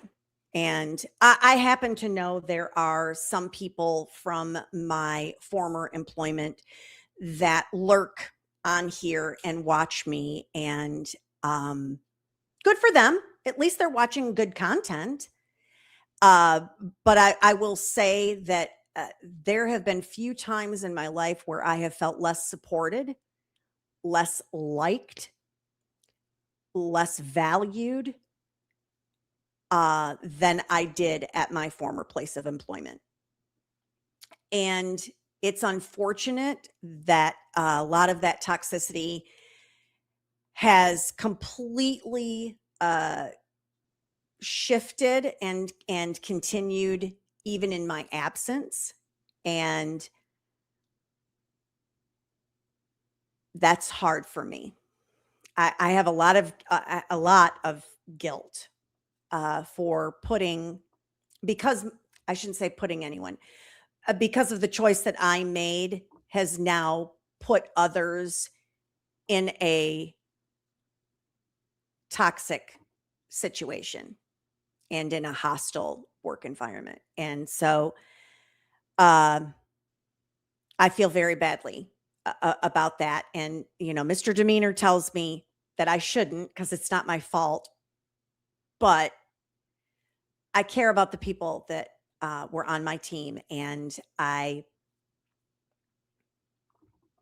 I'm hopeful that things can get better for them in some way. So exactly, Kelly, since I wasn't the toxic one, then of course it will continue without me. And lurkers, you too can escape. Well, unfortunately, one of the lurkers is one of the perpetrators. So unfortunately, you remember me talking about the creepy one. And oh, Felicia, yes, I believe they will find someplace good, whether it is where they are right now, only in a different environment where they are, or someplace different altogether. And I am, Granny Debbie, so happy that I moved on from the negativity, and Peppermint PJ also.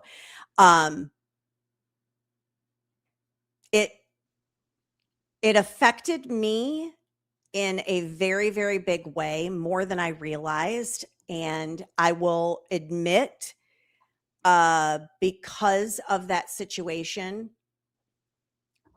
being on here with all of you is what sustained me for, well, since probably October of last year.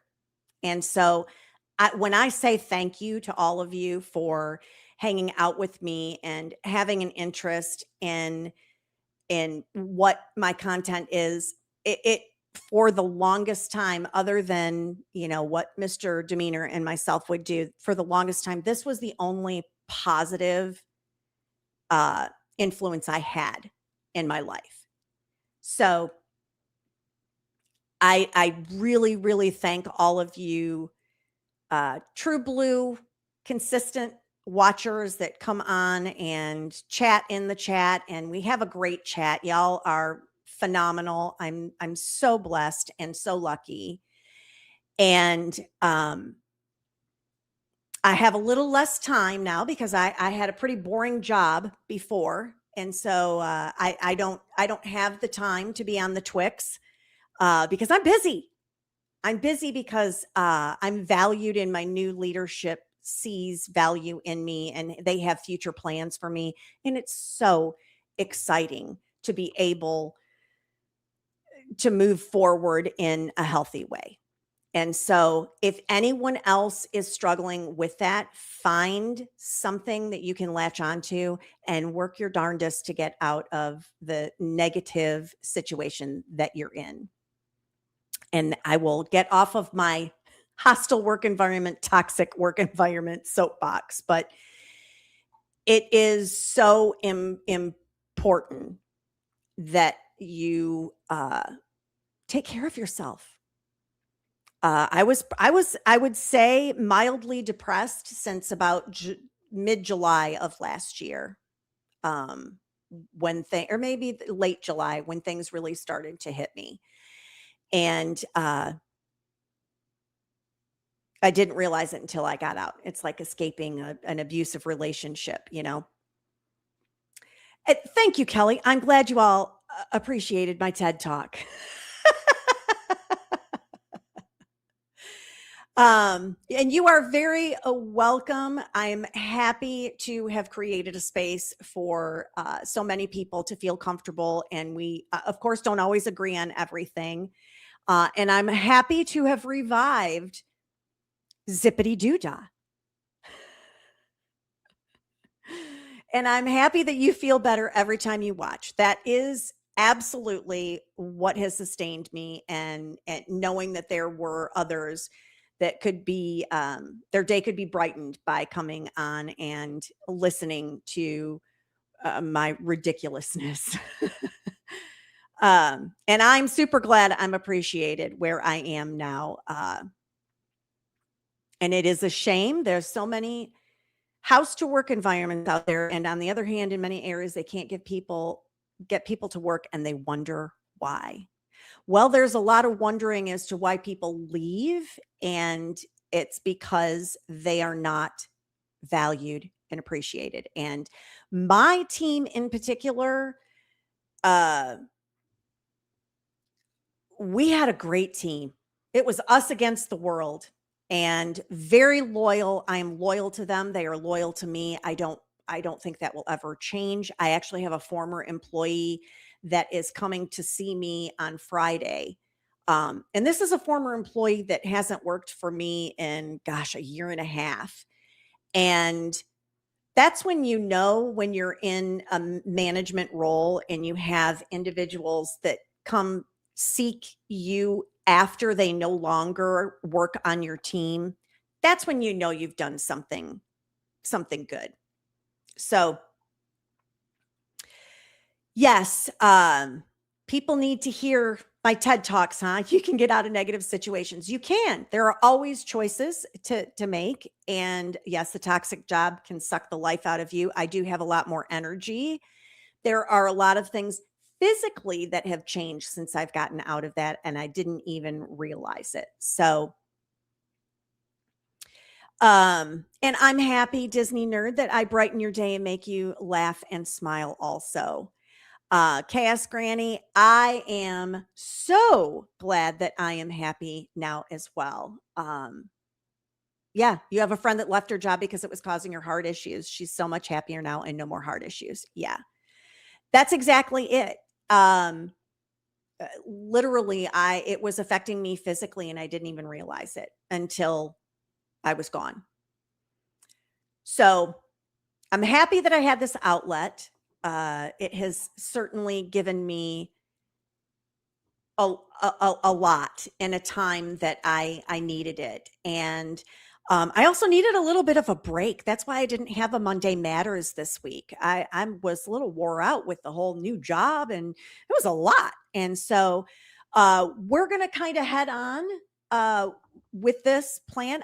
I may have a Monday Matters. I may not next week, but we will always, as long as I can, we'll always have Wine and Crime Wednesday. That is the staple. I would like to make Monday Matters a staple as well. But scheduling and for me to have time to research things is a little difficult. And so that's why I'm, taking I don't want to say a step back because that's not true. But why I took a Monday night off. I was like, I need a breather.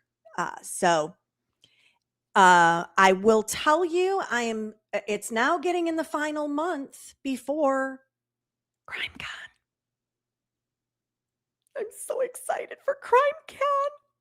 If you are going to CrimeCon, you have to send me a message because I will need to, at some point, be able to wave to you or something. So, please let me know if you are planning on going. I will be there. I don't know that. I don't know what my schedule is going to be at CrimeCon because it's going to depend on what they make the schedule. I am still trying to hook up with some other individuals that we can discuss. One in particular, I'd like to hook up with to discuss the David case, Celeste Rivas Hernandez. So we'll see if I can get that put together sometime between now and when CrimeCon happens, because I'll be leaving on the 28th of May to go to CrimeCon. And then I will be out of pocket until the following week for Wine and Crime Wednesday, where I'm absolutely going to do a breakdown of exactly everything I learned. So, all of that being said, if you're new, you can become a member and then you have cool emojis. And when we get enough members, I'll do some cool members only stuff. And if you haven't subscribed, you probably should. Make sure if you are subscribing, turn the notifications on so that when I go live, you get the tubes of you notification. And Debbie, are you going to be at CrimeCon? I hope so. You need to look me up if you are. You can always message me on the Twix. And I don't know what sessions I'm going to go in, but I can tell you for sure I am not a big meet and greet person. So I'll be sitting in sessions while I'm at CrimeCon. So I have used up enough of your time. I am going to get myself a little snack and then we will be able to meet again next week. Have no idea what I'll cover. This one was interesting. I did not know a lot of this information and I feel much more educated now. So I appreciate all of you. If you're on Replay Crew, like I said before, leave a comment. I am ever so thankful for all of you for hanging out with me and helping me through a difficult time and you didn't even know it. And that's the best part. is when you get to help someone and you don't even know it. But as I always say, it doesn't cost a penny to be kind. So find someone to do something nice for today if you haven't already. And remember,